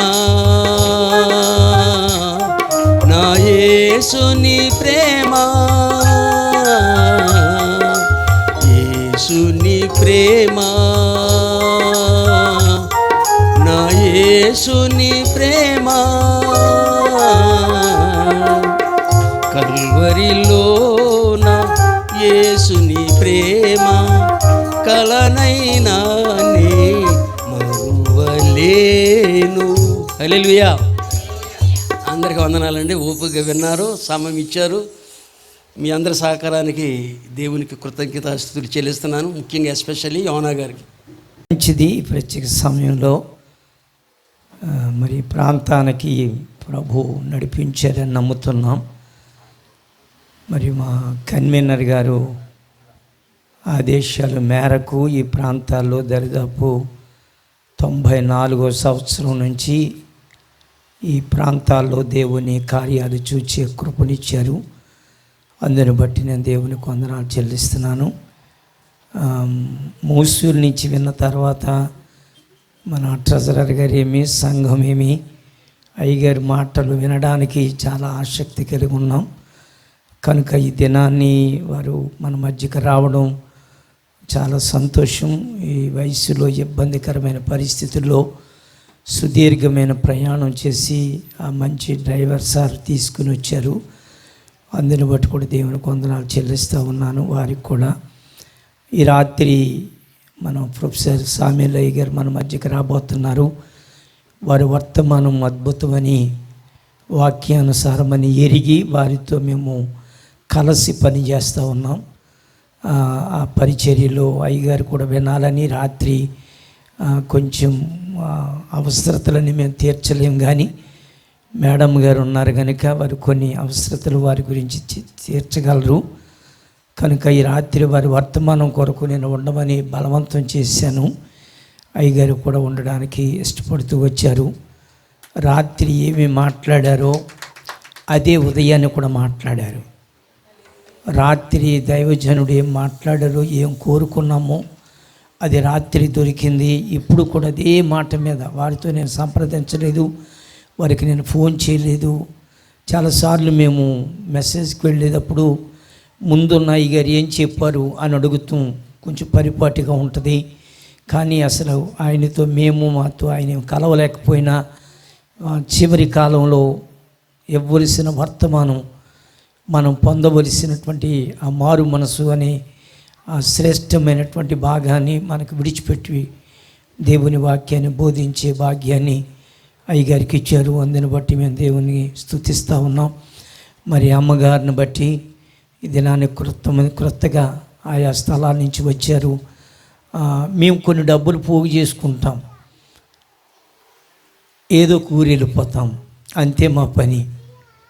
కొన్ని డబ్బులు పోగు చేస్తాం సంవత్సరంలో, అవి పట్టుకుని ఏదో ప్రాంతానికి వెళుతూ ఉంటాం, దేవుని సువార్త ప్రకటిస్తాం, మేమే అన్నీ తెచ్చుకుంటాం, మేమే అన్నీ వండుకుంటాం, మేమే అన్నీ కలిసి తింటాం, వచ్చిన వారికి పెడతాం, తిరిగి వెళ్ళిపోతూ ఉంటాం. చందాలు పట్టం వ్యతిరేకులం మేము. అయ్యగారు ఏది చెప్పారో అది నియమ నిబంధనగా మేము పాటిస్తూ ఉన్నాం. అవి ముఖ్యం కాదు అనేది మేము నేర్చుకున్నాం. కనుక మా కింద అనేక సంఘాలు ఉన్నాయి. అంటే సంఘాలంటే మేము టైఅప్ అయి ఉన్నాం. వాళ్ళతో మాతో వాళ్ళు కలిసి పని చేస్తూ ఉన్నాం. ఎవరికి వారి సమిష్టిగా ఈ పరిచయం చేయడానికి వీళ్ళు కూడా మంచి ఉద్యోగస్తులు, పొయ్యిల దగ్గర ఉన్నారు అనుకోవద్దు, వారు కూడా మంచి ఉద్యోగస్తులు, వారు పని చేస్తారు, వారు సహకరిస్తారు. ఇలాగున కలిసి పరిచయం చేయాలనేది మా ఆశయం ఉంది. వీరు హెడ్ మాస్టర్ గారు సాయంకాలం ఇంకో గజిటెడ్ హెడ్ మాస్టర్ గారు వస్తారు. ఇలాగున చాలామంది ఉద్యోగస్తులు, అక్కడ డాక్టర్సు, నర్సెస్ పనిచేస్తూ ఉన్నారు. వీళ్ళెవరు కింద చూపు కాదు, కానీ దేవుని కొరకు మేము కూడా సంవత్సరంలో ఏదైనా ఒక చిన్న పని చేయాలి అనేది ఒక ఆశతో మేము ఈ స్థలానికి వచ్చాం. కనుక కొన్ని సంవత్సరాల క్రితం రాయిపల్లికి వచ్చాం. ఇదే స్థలంలో మేము కూడా నిలబడ్డాం. పత్రికలు పంచిపెట్టిన దినాలు మేము ఎరుగుదాం. నిన్నటి దినాన్ని మేము చర్చిలో మాట్లాడుకుంటూ వచ్చాం. కనుక అమ్మగారు చాలా భారంతో పనిచేస్తున్నారు, బాధ్యతగా పనిచేస్తూ ఉన్నారు. వారిని బట్టి మేము దేవుని స్తుతిస్తున్నాం. అయ్యగారు చెప్పిన తర్వాత, మరి అమ్మగారు ఎత్తిరాజుల అమ్మగారు చెప్పిన తర్వాత మేము ఇంకెనక్కి ముందుకి కానీ ఆలోచన చెయ్యం, ప్రార్థన చేస్తాం. ప్రభువు నడిపింపేంటో అటు వెళ్ళిపోతూ ఉంటాం. కనుక అలాగున మా పరిచర్య ఉంది. అందుని బట్టి మేము దేవుని స్తుతిస్తూ ఉన్నాం. మా ప్రతి అవసరత తీర్చగలిగిన వాడు యేసు ఒక్కడేని మాకు తెలుసు. ఆయనకే మొర్ర పెడతాం, ఆయన చూపిస్తాడు, ఆయన బాటలో వెళుతూ ఉంటాం. అంతే. నేను కూడా లూథరన్ చర్చ్ పాస్టర్ గారిని, కానీ నాకు ఏ విధమైన హోదా, డిగ్నిటీ, ఉన్నతమైన స్థితి కాదు. ప్రభు దగ్గర మనకు సమస్తము కలిగిన వారమని నమ్ముతూ ఉన్నాం. మేము సువార్త ప్రకటించే వారిగా మమ్మల్ని ఉంచమని ప్రభువుని అడుగుతూ ఉన్నాం. అందుని బట్టి మా కొరకు, మా పరిచయాల కొరకు మేము ప్రార్థన చేయండి. అయ్యగారు చాలా చక్కగా చెప్పారు. కోట్లాది రూపాయలతో మందిరాలు కడుతున్నారు. మందిరాలు వెళ్ళవు, కానీ మనమే వెళతాం ఆయన దగ్గరకు. ఎందుకు కడుతున్నారో పిచ్చోడై కడుతున్నారు. మీరు గుర్తించాలి. మందిరాలు హద్దులు దాటి కడుతున్నారు. వాడు క్రిస్మస్ పెట్టాడు, ఎంత స్టార్, నేను ఎంత స్టార్ పెట్టాలి. ఆడు ఇన్ని ట్యూబ్ లైట్లు పెట్టాడు, అది కరెంట్ ఉంటే లైట్ వెలుగుద్ది, కరెంట్ లేకపోతే దాంట్లో చీకటే ఉంటుంది. గుర్తించడంలే. కానీ ఏదో రోడ్డుకు అడ్డంగా పెద్ద పెద్ద పెట్టుకుని బ్రతుకుతూ ఉన్నారు. క్రైస్తవ లోకంతో ఏకమైపోయింది. క్రీస్తుని చూడడం లేదు, చూసే వారిని కూడా పాడు చేస్తూ ఉన్నారు. ఈ పరిచర్యలో క్రైస్తవ లోకం ఉండగా భిన్నమైన బోధలతో పరలోకం చేరిపోదాం. దేవునికి స్తోత్రం. కనుక మీకున్న ప్రతి కష్టాన్ని, భారాన్ని ప్రభు దగ్గరికి పెట్టి మేము అడిగి ముందుకు సాగుతూ ఉన్నాం. మరి ప్రత్యేకమైన సమయంలో నేను బట్టి దేవుని స్తుతిస్తున్నాను. చిన్నాన్నగారు మా మధ్యకి రావడం అద్భుతం. ఆయనతో నేను ఒక్కడనే దూసిగా మాట్లాడుతాను. వాళ్ళతో చాలా గౌరవం ఏముండవు. నాకు మామూలుగా మాట్లాడుతూ ఉంటాను. కొన్నిసార్లు ఆ అనుభవంలోనికి మేము వెళ్ళిపోతూ ఉంటాం. వాళ్ళ నాన్నగారిని ఏంటి, వాళ్ళ పెదనాన్న ఏంటి ఒరే అంటమే కానీ ఇంకోటి లేదు. నిన్న చెప్పాను మా దేవదానం తాతయ్య గారి గురించి. కనుక అలా అనటం కూడా నాకు నా చేత అనిపించుకునేవారు మాట. మళ్ళీ ఇంకొకసారి అనరా అనేవారు. నాకంటే పెద్దోడున్నా మరి అదేంటో నాకు తెలియదు. అలాగునే మేమందరము దేవుని పరిచర్యలో ఉన్నాం. దేవుని కార్యాలు మేము చూస్తూ ఉన్నాం. కనుక మా వెనుక ఏ విధమైన డబ్బు లేదు. మా ట్రెజరర్ గారు చెప్పినట్టు మా వెనుక ఉన్నవాడు, మా ముందు ఉన్నవాడు మన దేవుడు ఒక్కడే. ఆయన ఒక్కడే ఉన్నాడంతే, ఏమీ లేదు. ఇంకా మా దగ్గర ఏమీ లేదు. మేము సమస్తం ఆయనలో కలిగి ఉన్నాం. కనుక మీరు ప్రార్థన చేయండి. ఈ రాత్రి మీతో ఉంటాం. రేపటి సమయంలో ప్రభు చిత్తమైతే ఉంటాం. తిరిగి మా బస్సు మీద మేము చిన్న ఆటోల్లో దుశ్చర్తకు వచ్చిన దినాలు, వళ్ళు మీద వచ్చిన దినాలు, ఆ దినాలని మాసిపోయాయి, ముగిసిపోయాయి. పెద్ద బస్సు వేసుకుని వచ్చే భాగ్యాన్ని దేవుడిస్తూ వచ్చాడు. కనుక అనేక మంది గుప్పిళ్ళు ఉన్నాయి, దాంట్లో అనేకమైన గుప్పిళ్ళు ఉన్నాయి. కనుక మేము ఎవరిని అడగం, ఎవరితో సంప్రదించం, ప్రార్థన చేస్తామంతే. ఇది ఎలాగ సాధ్యం అంటే ఆయనే నడిపిస్తాడు అనేది మా నమ్మకం అంతే. అంత బస్సు వేసుకు రావడానికి మాకు దగ్గర ఏ విధమైన అర్హత లేదు, ఏ విధమైనటువంటి స్థితి మా దగ్గర లేదు. కానీ మేము దేవుడు ఒక్కొక్క మెట్టిస్తూ ఉన్నాడు. అందుని బట్టి దేవునికి వందనాలు చెల్లిస్తున్నాం. మొన్న ఒక ఆయన అయితే ఓ చిన్న మినీ బస్ కొని పడేస్తాను మీకు అన్నాడు. పెట్రోల్ ఎవడ పోయింతాడు అని అడిగాను నేను. మినీ బస్ కొనేస్తావు నువ్వు, మంచిదే, దాంట్లో ఎవడ ఇస్తాడు అని అడిగాను. అదేంటి, అది వేయించుకొని తిరగడానికి అలా ఇంటి చుట్టూరు తిరగాలి. వెళ్ళిపోతున్నాం, మమ్మల్ని చూడండి, మేము వెళుతున్నాం. ఎన్నిసార్లు చేస్తే మాకు ఎందుకండి, మాకు ఇచ్చింది సైకిల్ బండి, అందుకనే పెట్రోల్ బోళ్ళు అన్నీ ఆగిపోయి అలా చూస్తున్నాయి పళ్ళు అన్నీ. ఈడ గుళ్ళు కొట్టుకుంటున్నాయి, ఈడ గుండ్లు పరిగెడుతున్నాయి. ఏం చేయాలో అర్థం కాదు. అదిగోండి యతిరాజులు గారు, అయ్యో పెట్రోల్ ఇక కూటుకు లేకపోయినా పర్వాలేదు కానీ పెట్రోల్ గురించి ఆలోచిస్తూ ఉన్నారు వాళ్ళు. మనకు ఆ ఆలోచన ఏమి లేదు. దేవునికి స్తోత్రం. పల్లి వెలిగే మన వెలుగై ఉందంటే పోదాము రాయిపల్లికి పోతామని పాడుకుంటూ వచ్చాం. దేవుని రాజ్యాన్ని కట్టాలి. ఈ స్థలంలో చాలా పని ఉంది. ఆ పనిని మనం కొనసాగించడానికి ప్రార్థన పని మనకు అవసరమై ఉంది. కనుక ఈ దినాన్ని చాలా తక్కువ మందిగా ఈ స్థలంలో కూడుకుంటూ ఉన్నారు, దేవుని సన్నిధి అనుభవిస్తూ ఉన్నారు. కనుక మనం మరలా తిరిగి వెళ్ళిన తర్వాత కూడా ఈ పనిని ఏ రీతిగా కొనసాగిస్తే విశ్వాసుల సమూహం పెరుగుద్దో ఆలోచనలోనికి తీసుకుని రావలసి ఉంది. అందును బట్టి మనం దేవుని స్తుతిస్తూ ప్రార్థన చేద్దాం. రాబోయే దినాల్లో ఆయన పని కొరకు మనం నిర్నిమిత్తముగా సిద్ధపడదాం. కానీ ఒకటి మాత్రం నేను చెప్పగలను. రాజుల గ్రంథం 4:2 అంటాడు, ఏముంది అని ఎలీషా అడుగుతాడు. ఏముంది అని అడుగుతాడు. నీ ఇంట్లో ఏముంది? ఇన్ని పరిస్థితుల్లో నీవు ఉన్నావు, నీ భర్తను కోల్పోయావు, నీ కుటుంబం వీధిని పడింది, ఏముంది అని అంటే ఆమె చెప్పే ఒకే ఒక మాట, నా ఎంట నూనె కుండ ఒకటి ఉంది. స్తోత్రం. దానిని నేను పక్కా నమ్ముతానంతే. నా ఎంట నూనె కుండ ఉందంతే. నా ఎంట నూనె కుండ ఉంది. నాకు ఇంట ఏమీ లేదు, నేను ఒక నూనె కుండను కలిగి ఉన్నాను. ఆ కుండ ప్రార్థనా కుండ నీ ఇంట్లో ఉంటే అనేక కుండలు నీ దగ్గరికి వస్తాయి. ఎవరి దగ్గరికి వెళ్ళక్కర్లే, వాళ్ళే మన దగ్గరికి వస్తారంతే. దేవునికి స్తోత్రం. వాళ్ళే మన దగ్గరికి వస్తారంతే. ఆయన నడిపిస్తాడు. మనం ఎందుకు వెళ్ళి మేము మీటింగ్స్కి వెళ్తున్నాం, రాయిపల్లి మేము మీటింగ్స్కి వెళ్తాం, ప్రార్థన చేయండి. దాంట్లో ఒక పెద్ద అదో స్కామ్. ప్రార్థన చేయండి అంటే ప్రార్థనే చేసి ఆక్కండి, ప్రార్థన తర్వాత కూడా మీ జేబులో చెయ్యట్టండి అని అర్థం. ఇవన్నీ పాదులు వేసే పెద్ద స్విచ్లు మట్టి. నమ్మండి, ప్రభు త్వరగా వచ్చేస్తున్నాడు. ఏం లేదు. అందుకనే భక్సింగ్ గారు ఏమంటాడంటే పబ్లిక్లో ప్రార్థన చేయండి, అందరూ చేయండి అంతే, పలానా విషయం కొరకు చేయండి అంతే, పర్సనల్గా ఏమి లేదు. ఇంకా వీళ్ళకి ఈ విషయం తెలియక పొద్దునుంచి సందల దాకా ఆ చిన్న బైబిల్ పట్టుకుని పొలోమని తిరుగుతూ ఉన్నారు. అసలు ఎక్కడ పోతున్నారో వాళ్ళకేమో తెలియటం లేదు. నేనేమంటానంటే సంఘం పైకి ఎత్తబడాలంటే పాదులు మార్చబడాలి అంతే. పాదుల్లో ఉందంతే. ఇదంతా సంఘంలో లేదు. సంఘం ఏం చేయమంటే అదే చేస్తుంది.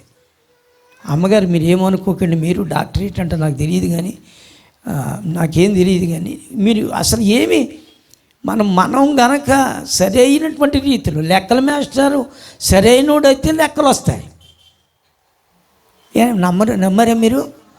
ఆయన లెక్కల మీద సరైనోడు అవ్వాలండి. లేకపోతే పొద్దున్న వస్తుందిలేరా లెక్క వెళ్ళి పడుకో అంటే వీడికి ఏమొస్తుంది, ఇంకా రాదు.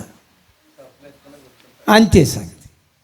కనుక కరెక్ట్గా మనమన్నా వెళ్ళాలి కదా పరలోకం. అది నేనన్నా వెళ్ళాలి కదా. లూథరన్ చర్చిలో 4 అంగీలు వేసుకుని 4 స్టోల్స్ వేసుకుని అడావిడి అయిపోతే రేపు పొద్దున ఎక్కడ బొమ్మన చందనాలు దొరికేస్తాయి ఈ అంగీలు. అక్కడ బొమ్మన చందన లేదు, యేసు రక్తంలోనే ముంచబడిన వారికి వస్తుంది అంగీ. దేవునికి స్తోత్రం. కనుక ఆ అంగీ కావాలి మనకి, ఆయన ఇచ్చే అంగీ. ఇవొద్దు, ఇవి చూపించుకొని అయ్యగారిగా కనపడద్దు.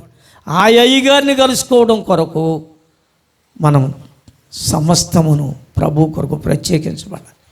కనుక నా భారం ఏంటంటే ముందు పాదులు మారాలి అనేది నా భారం అంతే. పాదులే నలపబడాలి. పాదులు కరెక్ట్గా కనుక వెళితే సంఘం వాక్యముతో కరెక్ట్గా వెళుతుంది. దేవునికి స్తోత్రం. ఇంక అటు ఇటు డైవర్ట్ అవ్వదన్నమాట. ఇంకెళ్ళదు. ఇంకా ఇలాగే ఉంటాను నేను అంతే సంగతి. ఇలాగే ఉంటాను నేను. ఆ అనుభవంలోనికి మనం రాగలిగితే మందిరాలని పెంచుకోవడం, అది చూసి ఇది చూసి, మీరు ఎలుగుదురు బంగారంతో కట్టబడిన యెరూషలేము దేవాలయం ఒక గోడ మిగిలింది తప్ప ఏమీ లేదు అక్కడ. తెలుసు మనకి, అయినా ఆరాట పడిపోతున్నాం, ఏదో చెయ్యాలి. ఆడి దగ్గరికి వెళ్ళి అడుక్కుని, ఈడి దగ్గరికి వెళ్ళి అడుక్కుని, అలా అడగొచ్చు నీ చర్చి వరకు, నీ పరిమితం వరకు. కానీ నువ్వు ఆరాట పడిపోయి వెళ్ళిపోయి పరిస్థితులు చెయ్యక్కలే. నువ్వు మోకరించు. నీ ఇంటిలో నూనె కుండ ఉంటే అనేక కుండలు వస్తాయి. దేవునికి స్తోత్రం. అంతే, ప్రార్థన కావాలి. ఇది ప్రార్థన లేదు, అన్నీ ఉన్నాయి మనకి. వాక్యాలు బోధించేవారు అన్ని పరిస్థితుల్లో ఉన్నవారు ఉన్నారు, ప్రార్థన లేదు. సంఘాల్లో ప్రార్థన లేవు, ఉపవాసాలు లేవు, కన్నీరు కార్చడం లేదు, మోకరించడం లేదు, దేవుని సన్నిధులు విలపించడం లేదు, నాకు నూతన ఆత్మలు ఇవ్వమని ప్రభువుని అడగడం లేదు. ఏదో యాదృచ్ఛికంగా అనుకుంటూ వెళ్ళిపోతున్నాం. దేవుడు మనల్ని రక్షించింది మరొక వ్యక్తిని రక్షణలోనికి తీసుకురావడానికి.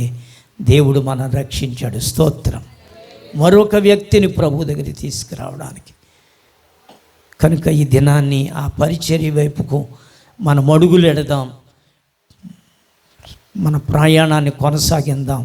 ఏదైనా దేవుని మీద ఆధారపడదాం. ఆయన ఏం చేయమంటే అది చేద్దాం. ఆయన ఎక్కడ ఉండమంటే అక్కడ ఉందాం. ఆయన ఎప్పుడు వెళ్ళమంటే అప్పుడు వెళదాం. దేవుని రాజ్య సువార్త కొరకై మనం సాక్షులుగా ఉందాం. మన ఇంట ఏముండాలి? నూనె కుండ ఉండాలి. నూనె కుండ ఉండాలి. ప్రార్థన అనే కుండ మనకి ఉంటే చాలు, అంతే సంగతి. అనేకమైన కుండలు వస్తాయి, అనేకంగా నింపబడతాం, ఆశీర్వదించబడతాం, మన ఇబ్బందులన్నీ తీర్చబడతాయి. ఆ కుండ లేక మనం కొండ పెరిగన్న కొరకైనా పరిగెడుతున్నాం, కానీ ఏమంటే కొండ పెరుగు కొరకు పరిగెడుతున్నాం. కాసేసి కుండలో పోతాను, ఆడెంత తెలివైనడో చూడు. కుండలో కనుక కాస్తే నిజంగా అక్కడే ఊడిపోద్ది, కిందదే ఊడిపోతే పైది వచ్చేద్ది. వాళ్ళు మాయ మనుష్యులు. మనం అది ఏదో పెద్ద కుండలో కాసేసినట్టుగా మనం పరుగులెడితే మనం భ్రమపడుతున్నాం. నమ్మండి క్రైస్తవులారా, దేవుని బిడ్డలారా, మనం భ్రమపడుతున్నామంటే ఇదేదో కుండ పెరుగు అనే దానికి భ్రమపడుతున్నాం. అది కుండలో కాసినది కాదు, కుండలో పోసింది. మీకు అర్థమవుతుందా? కుండలో పోసింది అది. కనుక మనకు తెలియక అలాగున క్రైస్తవుడు అలాగున ఆడు పడిపోతూ ఉన్నాడు. ఆడు పడిపోయి అక్కడ ఉండిపోతూ ఉన్నాడు. వద్దు, మనకి యథార్థమైన వర్తమానాలు దైవజనులు లేక ఉన్నది ఉన్నట్టుగా బోధించగలిగిన వారే మన మధ్యకు రావాలి, స్తోత్రం.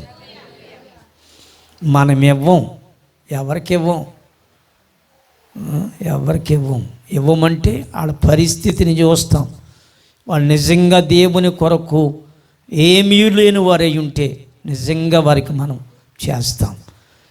నేను రాత్రి వచ్చిన ఆయన జీతం 4 లక్షల రూపాయల జీతం నెలకి. ఆయనకి 4 లక్షలు. ఓ చిన్న సైకిల్ మీద ఆయన తన చదువు కొరకు వెళ్ళిన దినాలు నేను ఎరుగుదును. దేవుడు ఆశీర్వదించాడు, దీవించాడు. ఇప్పుడు 4 లక్షలు. ఆయనకు 3 కార్లు ఉన్నాయి. కనుక ఆ స్థితిలో, ఎందుకంటే నమ్మిన దేవుడు గొప్పవాడని విశ్వసించారు. కుడికి కానీ ఎడకు కానీ తొట్టిల్లకుండా నిలబడిపోయారు. ఎవరికి మనం ఏమి అప్పగించకలే. భక్సింగ్ గారు వెళతా తన ఆస్తిని హైదరాబాదులో ఉన్న హెబ్రోన్ని మరొకడికి అప్పగించి వెళ్ళలేదు. ఎక్కడిదక్కడ వదిలేసుకుని పడుకుని ప్రభు దగ్గరికి పోయాడు. దేవునికి స్తోత్రం. ఈ అప్పగింతలు మనకి ఏం లేవు. మనం ఏమి ఎవరికి అప్పగించలేక ప్రభువుని అడగడం అంతే.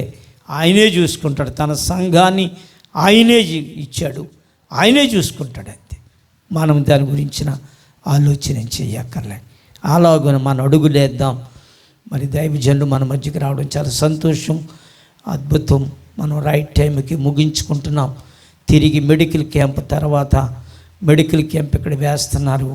మీకు శ్రేష్టమైన మందులు తీసుకొచ్చారు. మీరు ఒకసారి చూపించుకోనండి. సాయంకాలం కూడిక కొరకు సిద్ధం చేయబడదాం. లేచి నిలబడదాం. రెవరెండ్ ఫిలిప్ అయ్య గారు ప్రార్థన చేస్తారు. మరి అయ్య గారు, ప్రకాష్ అయ్య గారు ఆశీర్వాదాన్ని ప్రకటిస్తారు.